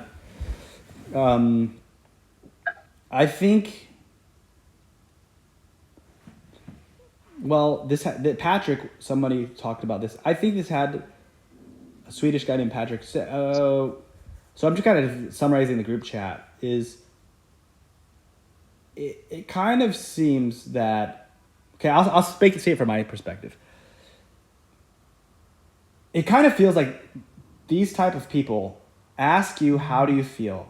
Like one time I was in China and I came out of the car with my friend and they asked like, oh, what do you feel about those people who put dogs in cages outside of their stores to attract attention, and the dogs are in small cages barking and it looks like they're very uncomfortable. How do you feel about that? So these like, how do you feel about these questions? I think it has to do with it's like a test. It's like, how similar are we? It's a test of similarity. So let's say feeling, if we were to simplify feeling to being positive, meaning you feel good, negative, feeling bad, it has both quality and quantity. Quality is the direction. Is it a positive feeling or a negative feeling? And is the feeling at 100, meaning you want to kill someone? If it's like negative 100, it's so angry you want to kill someone. And like negative 50, maybe you're like, like the spectrum. Like maybe negative 20, you feel disgusted. I don't know. So the higher it is positive, the more happy. The more negative, the more unhappy, right? How unhappy does this feel? Feelings are reactions to things that actually happen internally or externally. So when you're like thinking about something, you could, like, let's say you read the news and you have a feeling, you're reacting to that. If you think about something like, oh, I think about this good restaurant, you get a feeling. It's a reaction. So the stimulus is either internal or external, and your feeling is a response to that. And your feeling can be very, like a high number or a very low number. What I noticed is people who are very emotional have very, in Chinese we say 浓 和淡. 浓 means very heavy. 淡 means, or like very light. There are people who have very heavy emotional responses, and there are people who have very light emotional responses. The people with very heavy emotional responses, let's say two people watch the news about a murder. The people with the heavy response would like go to negative 80, and the people with the light response might go to maybe negative 2, or maybe even no change at all. So the more, for simple terms, my mind, the very T type of people are more logically dominated. They seem to have the higher probability to be more light emotional response than heavy. And the thing is with the high FI users, they tend to be very heavy emotional response. So like they see a dog in a cage and they're like, okay, I'm a negative 100. I want to kill someone. They're like, I want to kill someone already. So like when they have such an extreme emotional response to something and they're asking, how do you feel? What it appears is they're checking, do we feel the same way? So they have like, they're hiding their feeling. Like they wrote on a piece of paper, am I feeling a positive or negative emotion? How high is that number? Is that number negative 100? Is it negative 60? Like they have a hidden number. And then they're asking, how do you feel about this? How do you think about this? So like my friend asked me, how do you think about communism? And he wrote a number. So like, if you want to put most simple terms, he had a positive or a negative number. And at the moment, I didn't know, we didn't discuss these kind of things, so I don't even know whether his number is positive or negative. So let's pretend they put the number as positive and you put the number at negative. Or he put the number at negative and you put the number at positive. And he's like, show me your number first. You show them the positive number and he shows you the negative number. And then he is at a negative 100 and you are at positive 100. My type of friendship is, I don't care what you reveal, we are friends. But the FI seems to think otherwise. Seems to think whatever number you reveal, that is the real you. Because I think deep down there's this belief that logic is impersonal and it can be copy-pasted. What I mean by that is, logical people change their mind very easily. Because like, as new data comes in, logic can change. I think logic can change more easily than emotions. This is my personal opinion. Could be wrong. But the thing is, like, really logical people, not fake logical people, like really logical people are interested in changing their conclusions based on new and updated evidence. And that means this person's can switch sides. Their loyalties are not that strong. Because, like, if I like you because of this reason, what if suddenly a new reason arises to not like you? Logically, I'm just saying, like, logic can basically switch a person, like, oh, I should buy this stock, oh, I should sell this stock, oh, I should live here, oh, I should. It's not attached, it's detached. So logic is able to detach, and even a logical person could read something that someone else wrote and be like, wow, that was convincing, and then they change their mind, and their mind is completely changed. So who they were yesterday and who they are tomorrow is not the same. Like, yesterday they believed in this because of this evidence. Tomorrow they believe in this because of this evidence and this logic. I think this makes people more like, they're more like a gas than a solid. Like, a solid is more reliable, and a gas is more, it can move about. It's more, it can move. So unfortunately, I think that a lot of people subconsciously believe logic can be faked. Logic is something that is not that real. It's not as real as emotions, because emotions are from you. They're not like logic can come from the internet. It could come from the AI. It could come from other stuff. But emotions come from the real you, and that they cannot be. I mean, like, the real emotions can't be faked. Like, people can fake expressions of emotion, but real emotion is not fakeable. And people with high FI are also very in touch with their emotions. And so it's like they are very analytical towards their own emotions, and they know how they feel about things. That's their advantage. But they also, I believe, they can tell how other people feel about things. So even if they asked you a question, I think sometimes they don't even need you to answer, and they know how you feel about it. Because how they feel about something, if how they felt and how you felt was the same, it would be immediately clear to the person who asked. Because if they asked it, they know how they would respond.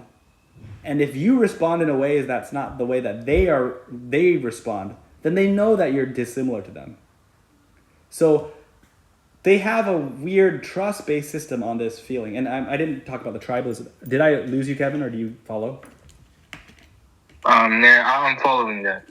Okay, so that's more. I got a little bit too in the details, but that's okay. I think that's more about potentially why because I do want to justify why FI thinks the way it does, but I do think FI must be, like, the only reason FI exists is because it must distrust. It must distrust logic in the same way that logic distrusts feelings. Like, they mutually are distrustful of each other. And so FI gets triggered when they see that there's dissimilarity between, because in a way it's true. If there's dissimilarity between the response of your feeling towards a thing, it indicates that the similarity you have is not as true. And I think that FI users have a kind of a mistaken thing when they socialize with people, is I think they gravitate, I think FI gravitates towards people who are similar in the sense that they feel like gravitating towards people that are similar is a good feeling for them. And when they meet you, they kind of, I think there's this tendency to create in their mind this, like,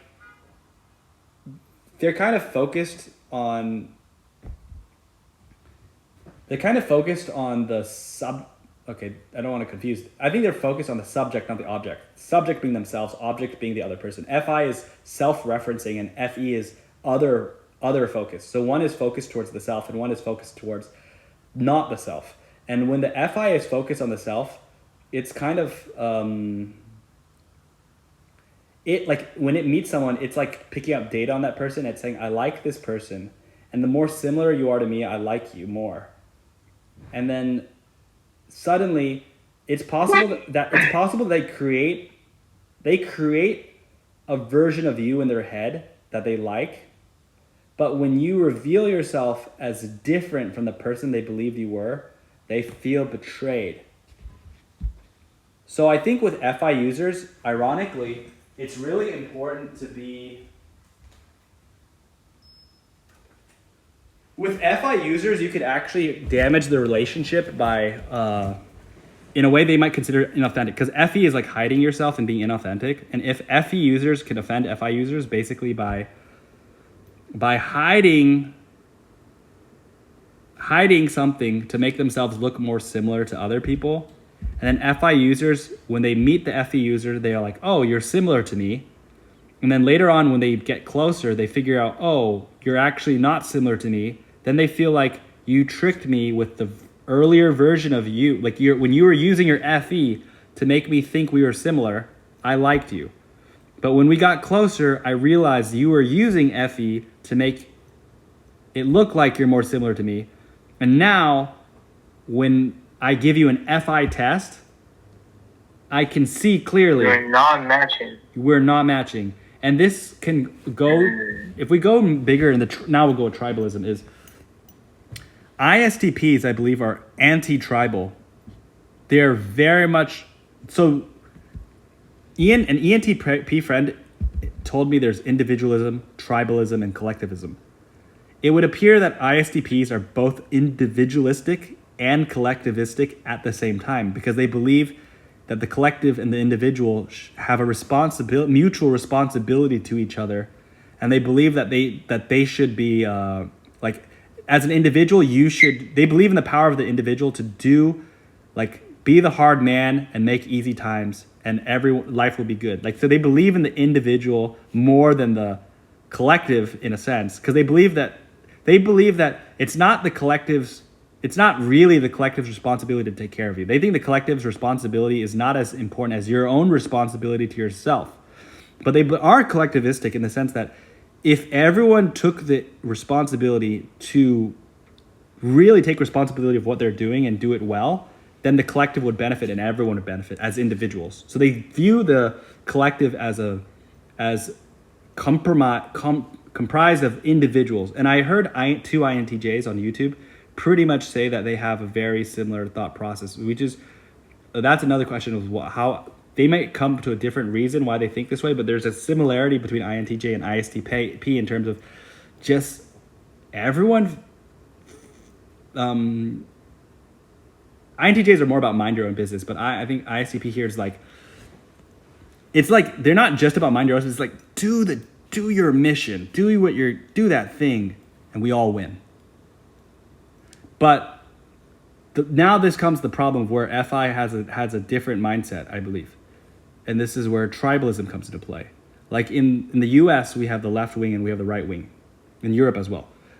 But we also have groups like Asian American. We have groups like African American, different groups in our country. And these groups are in the society competing for resources and influence. So different groups have conflict because what's in the interest of one group is against the interest of another group. So the society is not just comprised of individuals, it comprises of tribes. And Different groups, which you could consider as tribes. And then people who are in the same tribe, the more loyal they are to the tribe, the more they would feel the same way, basically. Because what's in their tribe's interest, like their feelings represent how they react to things. They're happy about things that move their tribe's interests forward. They're not happy about things that move their tribe's interests backward or like against their tribe. So one reason why an FI user perhaps might cut people off from their life, I think, is because when they see that a person is of a different tribe as them, it's okay if you're a different tribe that has no conflict. But if they find out that your tribe is in conflict with their tribe, then they kind of realize, well, friendship is based off of sharing information and sharing resources. If you're my friend and you're in the blue team and I'm in the red team, the more I help you means the more I'm helping the red team. And if your red team is against my blue team, that means by helping you, I am harming my own team, which means I'm harming me. I think in their case, they might even consider this as tribe comes before the individual. Like they might be like, I like you as a person, as a friend, but you're against my tribe. And my tribe means more than me. So, adios, amigos. So, in a funny way, the tribal mindset has serious loyalties towards.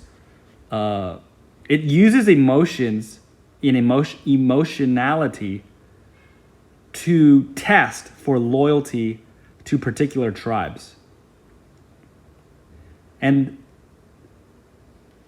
this is what makes it really challenging, because we're living in a very unusual time where, let's go to America, right?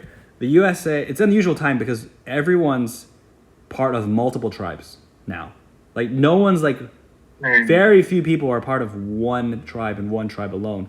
So like if we take a Chinese American woman who's in her 30s and she works in education, for example.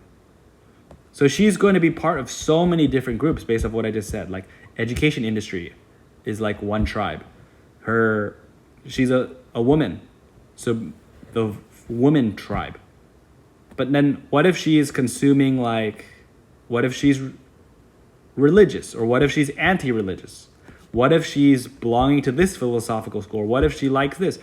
So people are involved in so many different tribes that nobody is truly similar. Like no one is truly like because this can be really a problem with INFP, because INFPs are known to have an idealism, I think, is like, I think it also a problem with INTJ a little bit, but I'm not completely sure. But basically, idealism applied to relationships and friendships is very scary because it basically requires people to be perfect when people are not perfect. Like people are not perfect. It's like you're requiring similarity. It's true. Friends do need some level of similarity to be friends. And similarity and loyalty, they do have some kind of correlation, right? But here's my idea is, in the movie 10,000 BC, there was a scene where they said, one man draws a circle around himself. That's kind of a selfish person. Another man draws a circle around himself and his family. Another man draws a circle around himself and his friends. Another man draws a circle around his country, his nation. Another man draws a circle around all humanity, etc., etc. And then they concluded by saying the man who draws the circle around the whole of humanity is the greatest type of man. So this is what Chinese would call 博爱. So you might see this draw the circle around humanity kind of person as like Jesus, Buddha, people who are trying to spread love, peace, love, unity, and respect, plural. Like this idea is like, why can't we view all humanity as a tribe, right? So we get that tension a lot, though. It's like, because I'm an American, I'm a Chinese American, I'm a Chinese ethnicity born in America, and I'm living in China. And people ask me, if China and America went to war, which one would you side on? So they're basically saying, we're in this tribe, that is their tribe. Whose tribe would you put your loyalty to more, right? So a lot of people actually want to put their loyalty to, I want to be loyal to the human, I want to be loyal to the humankind. I want to do what's beneficial to all mankind. But for those people who are like very tribal, they don't like it when a person has. If a person has the lie, they're trying to help all people. Many people of tribal mentality think by helping all people, sure, you help me, but you're also helping my enemy.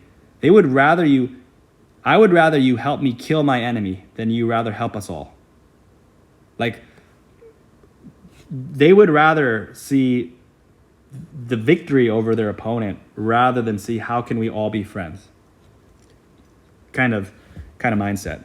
So there might be pragmatic reasons for why this is the case, but I think that FI, when taken too extreme and if it's too idealistic, could be very self-isolating. Because if you're looking for similarity at too high of a similarity, you're just going to eliminate everyone from you. No one can get close to you because we all have differences between our gender, our philosophy, and we're changing. People are changing. So what happens if you're similar to someone 100% now, but you're working different industries, you meet different people? How could you change in the same way? Like, how could you possibly be the same forever? How could you be the same if your ages aren't the same? Your economics are not the same. Your something's not the same. So something's going to be not the same eventually. And I think these tribes are kind of a little bit They're kind of true, but they're kind of real, but they're also kind of illusions to a sense, because I think that yeah, go ahead. Also, if there's a person that's extremely similar to you, but the other day he had radical change and many of his stands no longer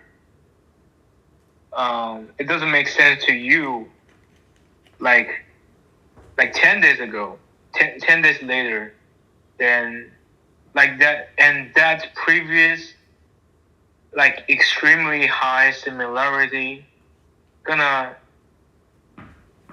it's gonna make the threshold much higher. And when that difference comes in, what's gonna happen usually, not always, gonna be and that's a much bigger difference, Fancha, than what usually happens is that if you change even more radically, then that's an even bigger deal breaker, and you two might have an even worse, much worse relationship if that differences was revealed at a certain point.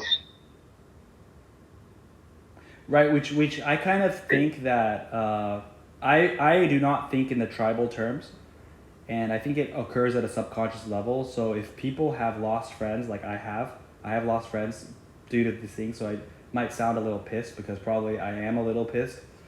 But the thing is, the thing is, I think it happens at a subconscious level, and I think it'd be better for people to, when dealing with these kind of tribal and potentially high FI things, is to emphasize, you have to, I think, I'm not sure, because I'm not sure if I'm doing it right, but I'm theorizing, maybe if you know there are differences between you and the other person, try, when your relationship is good, try to mention, say, hey, I have this difference with you, but you know what? To me, I put differences aside, and I want to be friends regardless of differences. Because I think we're not vocalizing this kind of stuff. It's not being said. I know there are some high FE users or some people who are really good at nurturing friendships. They told me that they would tell their friends before their friends left how much they meant. You're so important to me. I really value you. I really cherish you. And here's why. You you make me feel like this. Like they communicate at the emotional level. Like, because I think for me, I have a lot of friends. I never really communicated how important they are to me. So I think it's important to communicate how important these people are to each other, and to stress, like, let those differences come out much, much earlier rather than they find out later and the fan cha, they get shocked. Because I think what's weird is I think we're not shocked because, like, if you're the one who knows about the differences but you didn't articulate them, you're not shocked because you knew about these differences way before they did. But for them, I think FI being self-referencing, it has been said about a lot of FI users that when they relate to people, they can't see things. They can't really seem to see things from the other person's perspective. They kind of like see themselves in the other person. They kind of like put themselves in the other person's shoes. ENFPs have said this to me, is like they're not really able to guess what you're thinking. They kind of create a fake, like the similarity thing might be screwing them up for a much deeper reason if we look at it in another way. I need to look more into this, but there's the potential that they actually, it was described, an ENFP told me that she like copy and paste herself and she puts them in your shoes. So like if you tell her something, she pretends she is you, and then she can understand you by pretending she is you. So in some weird way, they relate to us by putting themselves in us. And when they're too dissimilar, that thing gets broken where they can't even put themselves in you anymore. Like, it's really weird. It's like a computer. Like, I copy and paste myself, and then I put myself into you, and now I pretend I'm you, and now I can... No, now I understand. Oh, you went through this because I also went through this. Oh, I understand. Oh, I get it. And... like... the real problem with the self-referencing is when they're shocked, like what we're really different, values don't align and stuff like that. I don't think they're thinking from themselves. They're not an FE user. The first thought is not like, we have differences. How can we achieve win-win? How can we build that social harmony? How can we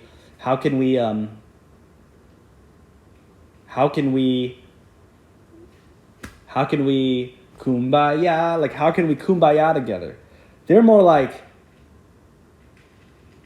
I feel this way because I like it. I feel this way because I don't like it. You don't feel this way means you don't like what I like, and I don't like what you like. So we don't like what we each other like. So like they think that like somehow what you like and what you don't like expressed by your feelings, they think it says a lot about the person, and in terms of how much they want to invest more, because theoretically if what you like and what I like don't really match, then that they think that the dissimilarity makes the investment in the relationship increase the risk. And it would increase it dramatically more if it happens to do with the tribes that they're against. Because I had good friends tell me, oh, we're friends for 10 years. And they said, oh, if you voted for Mr. Trump, we can't be friends. Like, they just said, they don't even know who I voted for. And they just said it out of nowhere. And they're just like, whoever you voted on and how you think, like, what do you think about Miss Andrew Tate? What do you think about Donald Trump? Like, how you answer those questions, they want to completely frame, like, they might be like, Donald Trump's a racist. I hate racist people. So if Donald Trump's a racist and I hate racist people, and you like Donald Trump, that means you're a racist and I hate racists. So my identity is somehow part of this thing. So I hate racists. I hate Donald Trump. So anyone who likes Donald Trump is clearly a racist. So I'm also going to have to hate you as well. So bye-bye. So there is something going on there where there's like this linkage where it's like, you like who I hate. Meaning you must also have that trait. You must also have that trait I don't like racism.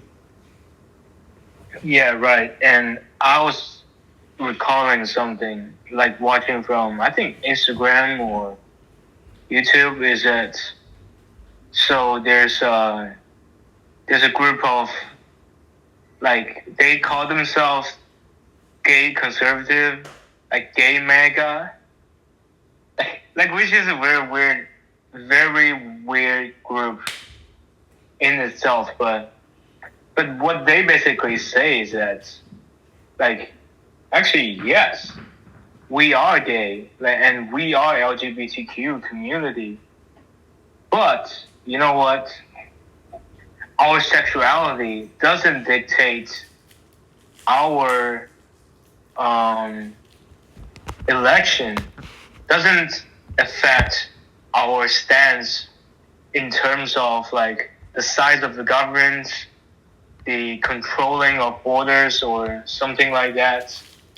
And if we let our sexuality to dictate our politics completely, then it's gonna screw up our life, and we're not that dumb. Like, yeah, we have different points about like compared to most people that are straight, their sexuality is different. Yes, but when it comes to these politics, these political stuffs, they say like we have to discern that very carefully because that's not all.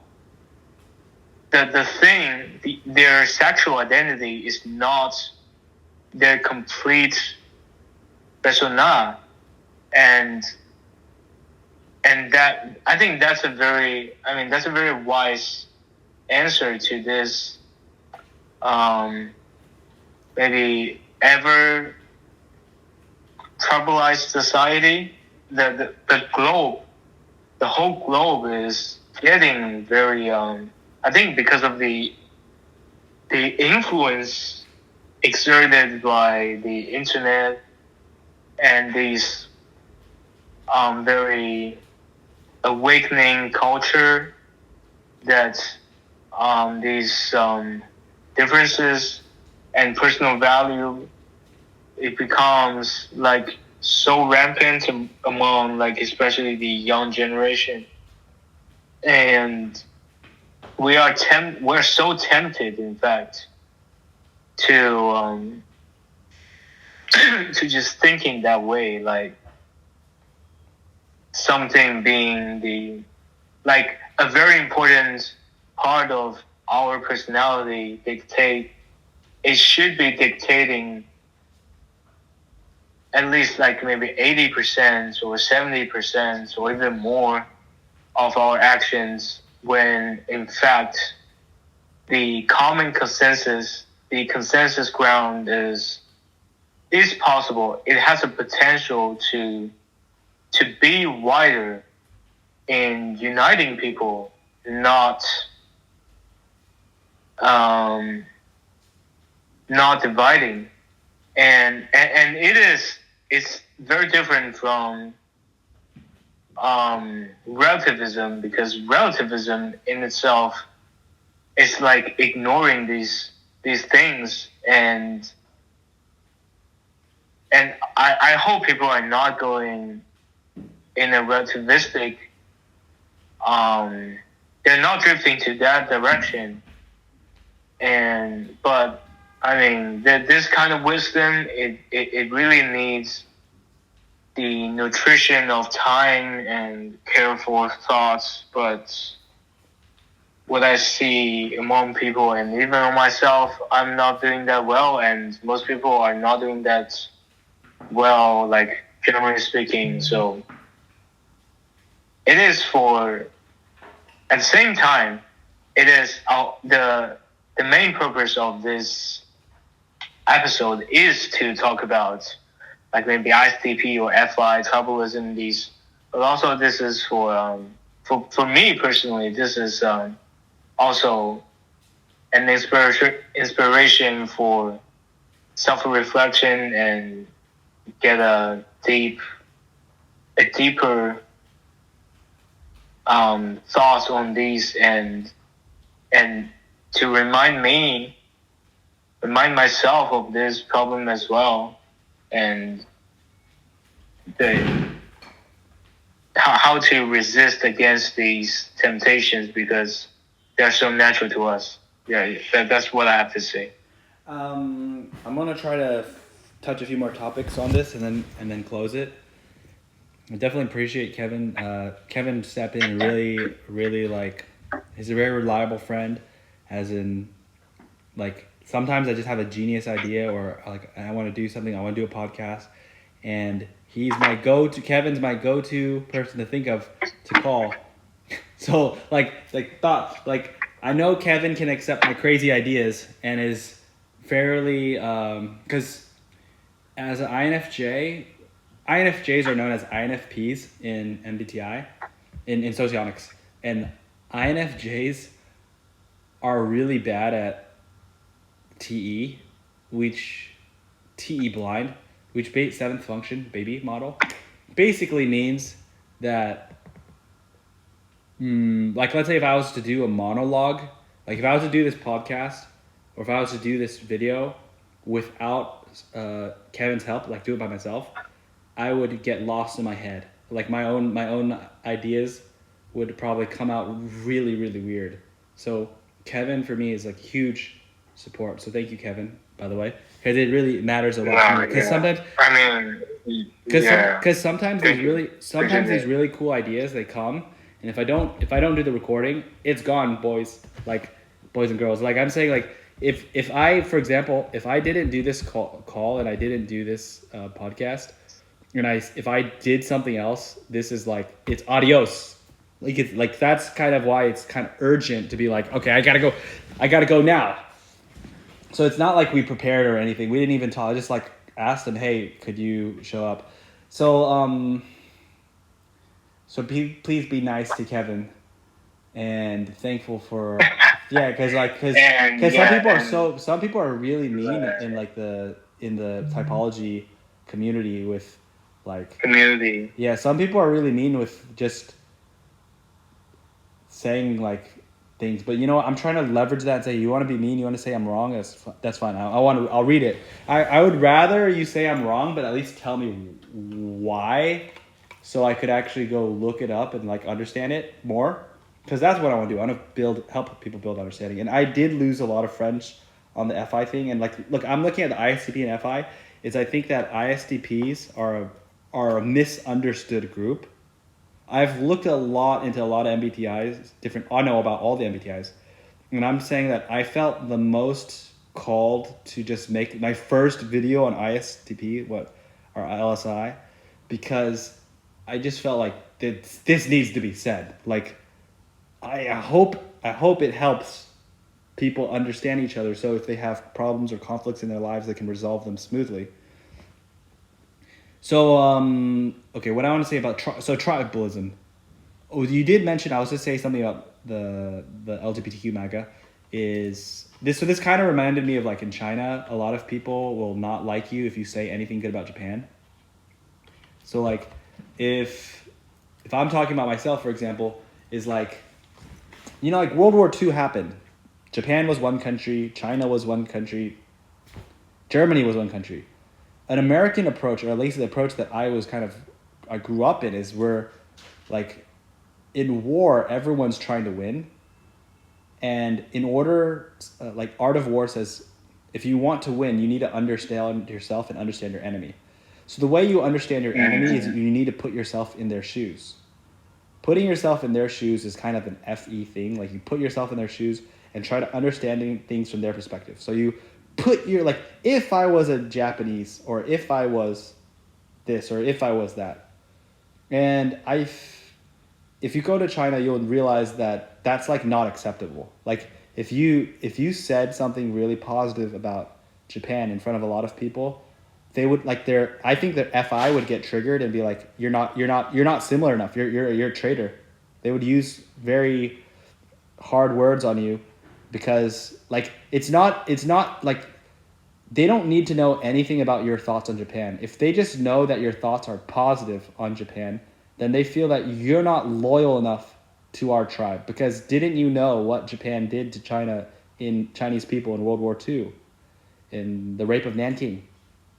So it's kind of like every group has their own kind of trauma and their own kind of story and their own kind of narrative. So part of this tribalism is about how much do you identify with our group's narrative? How much do you how much is our identity shared? How much, because they're viewing that as our shared history, our shared struggles, our shared enemies. Because if you share my enemies and you share our struggles and we have a shared history, then I have an obligation towards you and you have an obligation towards me. So there is like some kind of ideas like we are one people, like we are the same people. If we're the same people, then we should look out for each other. We should protect each other. So on the plus side, because it could seem, it can be very xenophobic. It'd be like, okay, you like if we like our group, we're in group versus out group. So it is an in group, out group kind of thing. Like our group, we take care of our own, and we have a boundary. There's a boundary that we place, and I think FI is much better than FE with boundaries. So in the future, I'll do more videos about the cognitive functions, and I do think I think all the cognitive functions are good in the sense that if we want to be healthy, we should use them in a balanced way and use them in the right moment. But they can be all bad in the sense that every cognitive function, when imbalanced and used in the wrong way, in the wrong time, can make our lives and the lives of people around us more difficult. That's what I feel. So in this case, FI is known to me to be able to make boundaries, and FE is about not having boundaries. So I could easily talk to strangers, partially because I don't really have a boundary, and I can ask questions to people. I've never met them before, and I feel like we're friends. And like a lot of people tell me like, oh, it feels like we've known each other for so long. The reason is because I don't even have a boundary. Like if I basically don't, like my boundary is very like most of, if I am a piece of land, most of my land is open for the public. Just a small castle is private. The rest of it is open and available to discuss. But in the FI users, it kind of feels like there's a huge wall around their country, and you're not allowed. There's no public access land. There's like you need a special card to get in the club. You need a special key to unlock the door. You need to be a member. You need to be an insider. And if you're an insider, then you're in. You're not an insider, then you're out. So there's a level of exclusivity and exclusion in this kind of thing. And it kind of makes sense because if they have the idea that they call this in China PNI. PNI means like preferential love. So is it 共同 what is the air conditioner they say? 公用空调. Like do you know that saying? 中庸空调. Okay, so like in China, 中庸空调 is like central air conditioning. So it means like you're the air conditioning that gives air conditioning to everyone. And PNI means that you give me preferential love. I'm going to say something about this because I thought it was very crazy, very cool. It's basically like, so in China, if someone calls you a 中庸空调, that's a diss. They're saying, oh, you treat everyone well. Like if you treat everyone well, you lose points. But if you treat me better than other people, you gain points. So it's very much in the current, I think this is very FI. I'm not sure, but I get the vibe it is this idea is like, and Kevin, you're doing a recording, right? When you have a recording, can you send it to me? Because I should have done a voice recording on my phone as backup, but I didn't. But yeah, I was not recording. Oh, you aren't or no? You are or not? I'm not. Oh, good. So far it's okay. Hopefully my video does not die. So, to tell you a little story. I was with an INFP friend, and we were in China, and we're going on a hike, a 6-hour hike. And he's wearing a ring that has a fish. I asked him, oh, where's this ring come from? And he says, me and my friend, we were at a gift shop, and we saw it, and we bought it. And I was like, does it have any meaning and significance? And he says, this ring represents that in the ocean there are so many fish. And in this ocean of so many fish, you're nobody to them, but you're somebody to me. So many people. China has so many people. This city has so many people. To them, you're a nobody, but to me, you're a somebody. You're special to me. This is a sign of PNI. And PNI is like, because you're special to me, I'm going to give you preferential treatment. I don't treat everyone the same. I don't treat everyone good. I only treat you good. It doesn't mean you don't treat, so like in their mind, if you treat everyone decently and did not cross their boundaries, that is the neutral. you're not treating them good and you're not treating them bad. You're just treating people neutral. That's okay. But when it comes to the people that are important to you, you're supposed to treat them better than normal people. And that's PNI. If you treat the people who are important to you as equal to strangers, they will get mad at you. So it's like, because if you treat strangers as well as you treat your close friends, then they're just thinking you're a 中庸空调, which is a problem because in my own belief system, I believe everyone, whether they're a stranger or whether they're a good friend, we should treat everyone well and treat everyone fairly. This idea that we should be the 中庸空调. You should give everyone air conditioning. You shouldn't just give air conditioning just to one person. And this also comes a problem with me and my girlfriend because I was in, so a situation happened where my girlfriend and I are, so my girlfriend's friend opened a bar and said, hey, come and support us. My girlfriend's like, let's come and support. Then my girlfriend's ex-boyfriend was in the bar. The ex-boyfriend shoulder bumps my girlfriend. They start arguing, but I don't see the shoulder bump. No one sees what's happening. The guy, the ex-boyfriend goes outside. My girlfriend goes outside and starts like cursing him out. I come outside. I don't even know who this person is. I'm saying, who is this person? My girlfriend does not even respond. They're just like cursing each other out and I'm just like, okay, what's going on? My girlfriend's like, you go back inside. And I'm like, excuse me? I need to know what's happening here. And so someone brings my girlfriend back inside the bar and I start talking to the ex-boyfriend. I said, okay, who are you identify yourself. Who are you? Oh, I'm her ex-boyfriend. What happened? Blah, blah, blah. Then like 8 of his friends come out and I'm talking to her ex-boyfriend and her friends. And I'm like, what did my girlfriend say? What? Because they were speaking in like a dialect that I don't even understand. So I'm asking like, okay, so I'm trying to be neutral. I'm trying to say, who said what? What's going on here? We're here because we're trying to support our friend's bar. Like, can we like not fight? I'm trying to de-escalate. My girlfriend's trying to escalate things. I'm trying to de-escalate things. And basically, what happened is, in the minds of my girlfriend and their friends, they're like, you're a bad boyfriend. You saw your girlfriend cursing out this guy. You should also curse out this guy. Like, this is a difference between PNI and 中庸空调. 中庸空调 is like, okay, there's a conflict.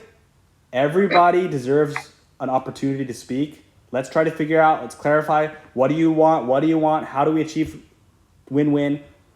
No need to escalate things. Let's try to de-escalate. Let's try to solve this. What they want is, I don't care if I'm wrong. You're my boyfriend, so you need to back me up. 战线, 对吗? It's like United front. United front. It's like drawing the trenches, drawing the battle lines. It doesn't matter who's right and wrong. All that matters is who you're loyal to. Like, and then there's a funny saying in Chinese is, 不绝对是不是不绝对忠诚，绝对不忠诚。忠诚不绝对就是绝对不忠诚。If you're not 100% loyal, then you are. If you're not 100% loyal, you're 100% not loyal. Is it 忠诚？ 忠诚不绝对，绝对不忠诚 ，right？ 就是绝对不忠诚 ，yeah。 就是绝对不忠诚。If you are not 100% loyal, then you are 100% not loyal. So these are FI values, I believe. If you look like it's like, who cares who's right or wrong? Whose side are you on? Like it doesn't like what are you doing? Which side are you on, baby? Huh? It's a song, American song, is it? Like, which side are you on? Or Send. You can send it to me. So yeah. But there's a side message. I might have to leave in 20 minutes because I got another meeting to get in. So totally okay. Totally if okay. it's not closed, yeah, then Can you take over the mic for a moment? I'm going to use the bathroom and come back, but you just keep speaking. We'll talk, and when you need to leave, you leave. But you say stuff because you're on the mic now. I'll be back. so yeah, so for the audience, I hope you're finishing this interview, this random call in till the end. I appreciate that. And if you don't, if you just randomly skip to the end or something, I appreciate this. And I hope you are. I hope you can all make sure that you're subscribing to both of us and supports Chris's job in doing this podcast and doing these personality surveys. And regardless of your personal and very exact and some bad comments you have about this theory in general, I hope that you are not being too harsh on this, and like it or not, probably, I mean, we can sometimes just leave the disputes out there, and it is not to relativize what we believe in, but rather the principle of speech and the public space is that we gotta let everyone speak for themselves rather than like using a strawman version of someone's stance, and not letting them to speak for themselves. And I think it is not good for the public discourses, and I hope, especially in the MBTI, socionics, personality, and Jungian Ronggawawi community, whatever community you belong to or you have issues with, I hope this can at least influence and reach out to as many people as possible. And that's my personal wish. And I mean, thank you, audience, for tuning in this very lengthy and informationally dense, such a dense video of information, stories, and theories. Well, Kevin, thanks for the in this interview. Well, thanks for the intermission. Thank you, That was audience. great. We have 15 minutes of hardcore to cover. I want to say first of all, if shout out to Love Who Discord channel and World Socionic Society. I consider World Socionic Society Jack Aaron and Nathan Glass of Love Who. I am watching Calypso's. I haven't watched enough of Calypso's to feel confident to know, but I watch Calypso's INFP, INTJ Coffee Corner. It's also called Casual Cognition, and these three channels are hugely beneficial resources. I really recommend them. I myself really enjoyed them and learned a lot. I also want to say that regardless of your tribe, you're welcome. If you are whoever you are, you're welcome to dialogue, communicate, and maybe you can also be on the podcast. So if you're actually interested and you're interested in something I said and you want to discuss this, you could engage with us. I want to have an open learning mindset. I am very okay of being wrong. You know, I really wanted to open a YouTube channel for many years, but I didn't do it because I thought I was afraid of being wrong.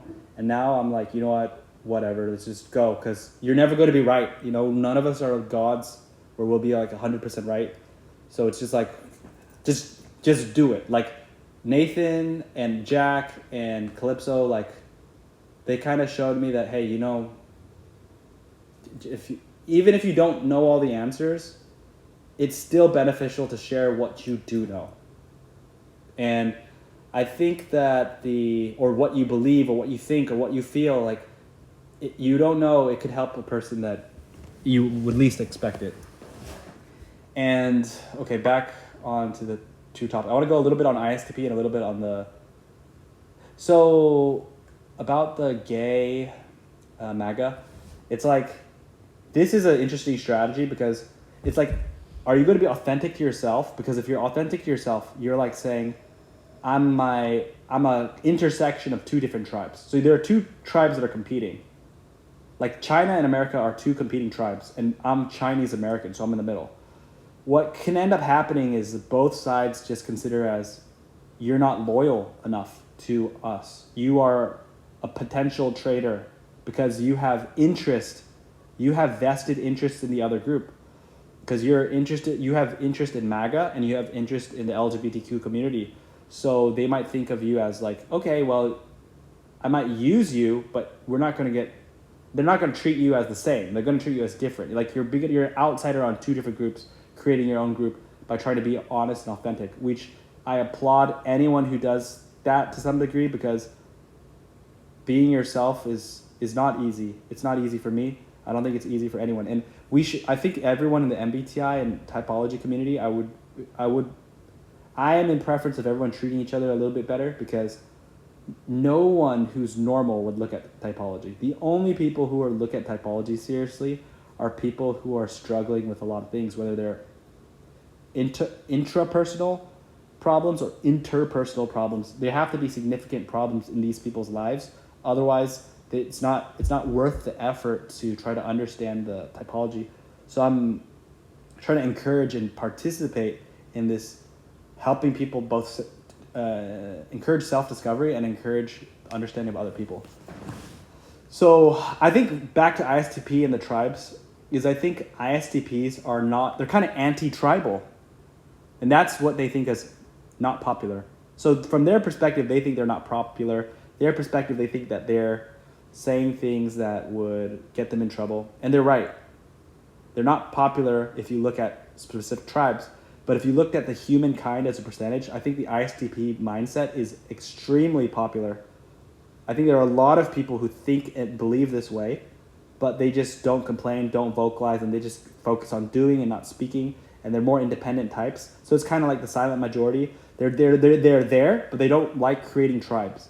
They don't want to be part of a tribe, really. If they're not trying to be more loyal to the tribe than the collective, because in their mind, the collective is this big thing, this big system, this big group, the super group, and then those tribes within it are special interest groups, and those special interest groups, basically, if you're pessimistic about it, they're selfish towards their own interest, and they may not be that interested in the interest of the whole collective. So they're in favor of those kind of things that would be in the best interest of the entire collective. But tribes by nature are more loyal to what's important in their group. And if the tribe will try to fight for influence and power and become the dominant tribe and control the ideology, the artwork, the music. It would try to kind of hijack the society. And I think that the people that have expressed ISTP, they have a desire to kind of protect the system. ISTJ are also very similar in terms of they want to be defenders of the system, but ISTPs seem to be more like, it seems to be if it ain't broken, don't fix it kind of mentality, where if the society is functioning 60 to 70% well, let's focus on that 70%. Like, they're optimistic in the sense that if it's 30% bad and 70% good, they would focus on the 70% good and say, how can I achieve success in this 70% good society? Versus some of the more pessimistic personalities like INFJs and INTJs and INFPs, I think they're more focused on the 30% not good. To be really honest, I think that's true for me. So actually, ironically, talking to ISTPs can make you more optimistic because they're quite optimistic about, like, let's focus on what is working, and let's protect that, and let's not let some tribe come in, hijack the system, and take over the entire system. So they're kind of against these tribal wars because the tribal wars are kind of not in the interest of the collective. They're the interest of this tribe taking over the culture. So in this sense, I kind of find that the ISTP mindset can be considered a little bit conservative because I think the ISTPs are leaning towards, well, since they're optimistic, they're more in favor of this system as it is. How can we preserve and defend what's working, and how can we make incremental changes, or how can we make practical changes to make the society better?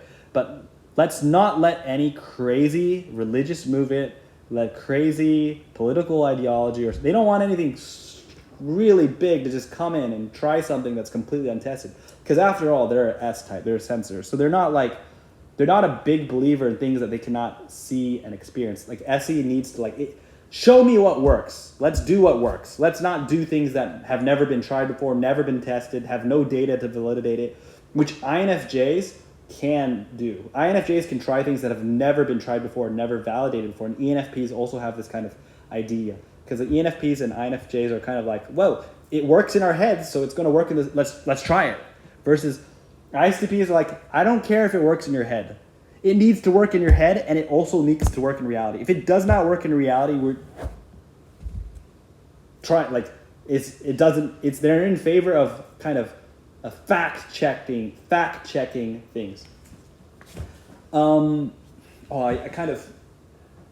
So I think actually this kind of makes ISTPs kind of lone wolf type, more like Wolverine kind of rangers, like we don't know, because they're kind of like, and this is kind of funny because I think that it's not that they don't like teams. I do believe that they are a kind of specialist. They do like working in teams. Like they're a specialist that contributes their part to the whole, but they believe a good team is when individuals do their part really well. And they view the society as a team. And they kind of view those people who are sucking up resources as trolling the team. And I think they think of those tribes that are kind of, because the tribes use a lot of emotional language, a lot of FI language to win influence and persuade people to join their cause. So these big causes and stuff like that, I think they're kind of a little suspicious about it when people start using a lot of emotional manipulation, because then they're like, okay, they're just tricking dumb people.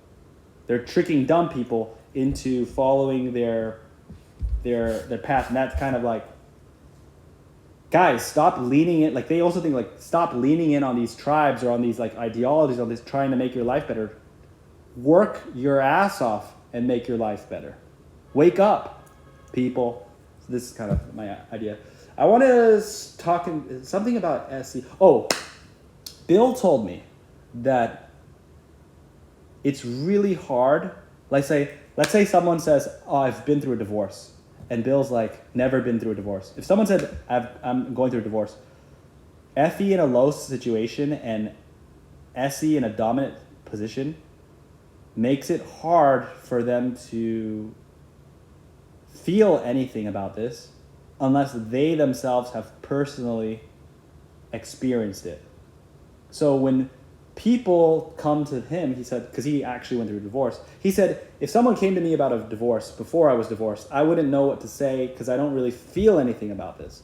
But if someone told me about a divorce after a divorce, then it becomes a situation where I'd be like, wow, I know how that feels. And that's also another problem is the ISTP seems to, like, their way of showing that they have emotional response to this is, I know how that feels. But a lot of people think, wait, what do you mean you know that how that feels? That means to them they think you're downplaying their feelings. Like they're like, oh, I'm going through divorce. Oh, I feel so bad. Oh, the world is ending. And then you go, I know how that feels. And they're like, that is such an insensitive thing to say. So ISTPs kind of learn to shut up because how they communicate creates anguish or upsets other people. They're actually trying to say, I know how that feels. That means I really know how that feels. They're not trying to say anything more than that. But if they don't know how it feels, they don't know what to say because they don't actually feel anything. And it's going to cause problems with ISTPs and FIs.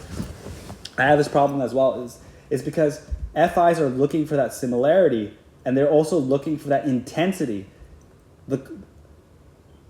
Right. Are you feeling the same way negative? And especially important is negative. Do you feel the same way negative as me? Do you feel as negative as I feel? Give me that emotional response to know that you feel my pain. And that's the empathy. That do you have the empathy to feel what I feel? And if you feel what I feel, then it's like, then I know this relationship is good. But if your feelings, your reactions to everything is so light, then they feel, wow, you're kind of a machine. And they call themselves, the IC friends call themselves terminators because of their feelings seem to be, it's really hard for anything to actually get feelings to come out of them. Oh, go ahead. And also like that, and that's an issue I see in FI types is that they will somehow pretend knowing what the other feels when in fact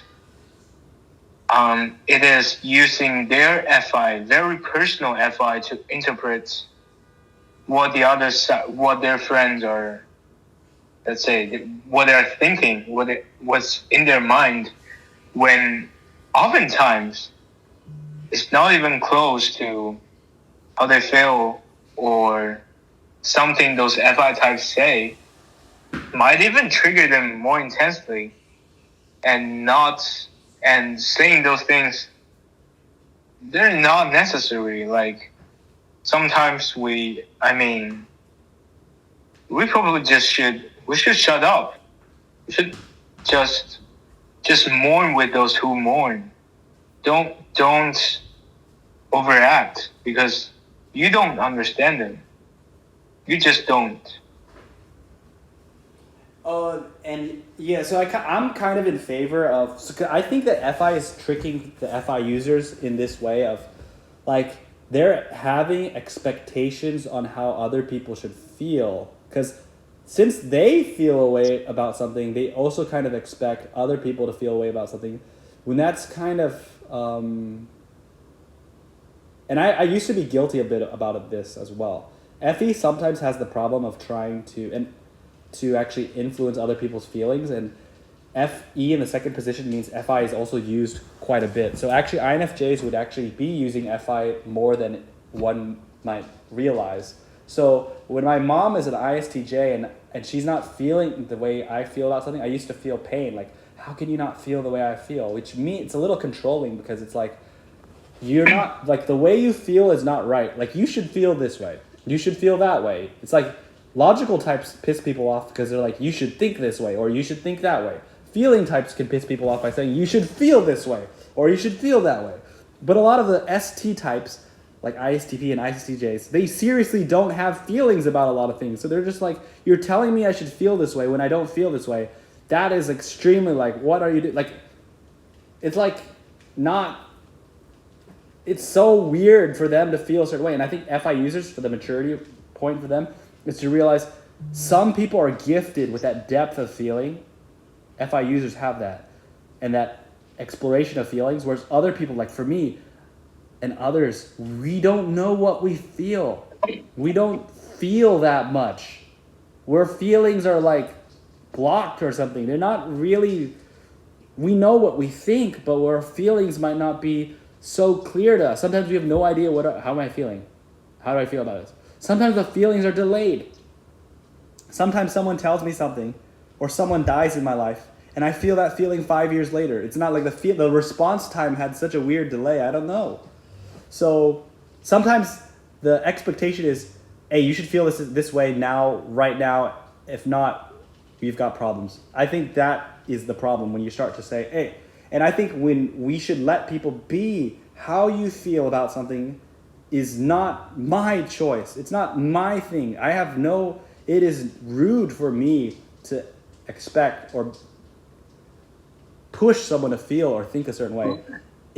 Right, and you know, this is like, I'm sorry if I'm being hyperbolic or offensive there, but like, this is, again, this is unnecessary when you're trying to show sympathy.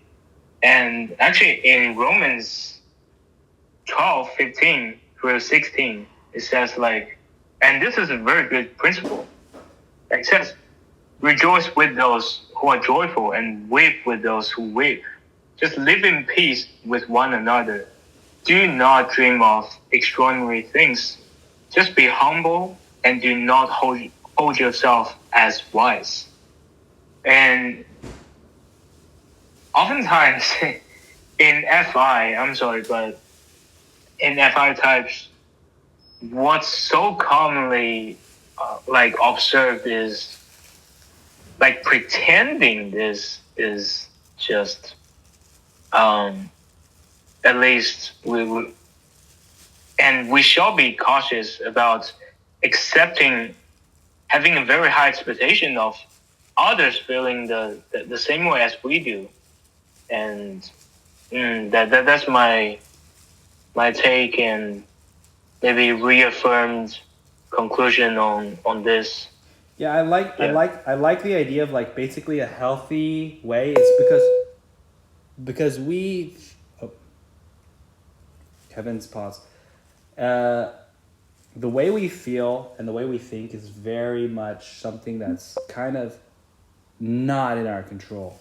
So for us to respect, and like, I know sometimes we put ourselves in other people's shoes and we try to model, we try to predict, we try to understand how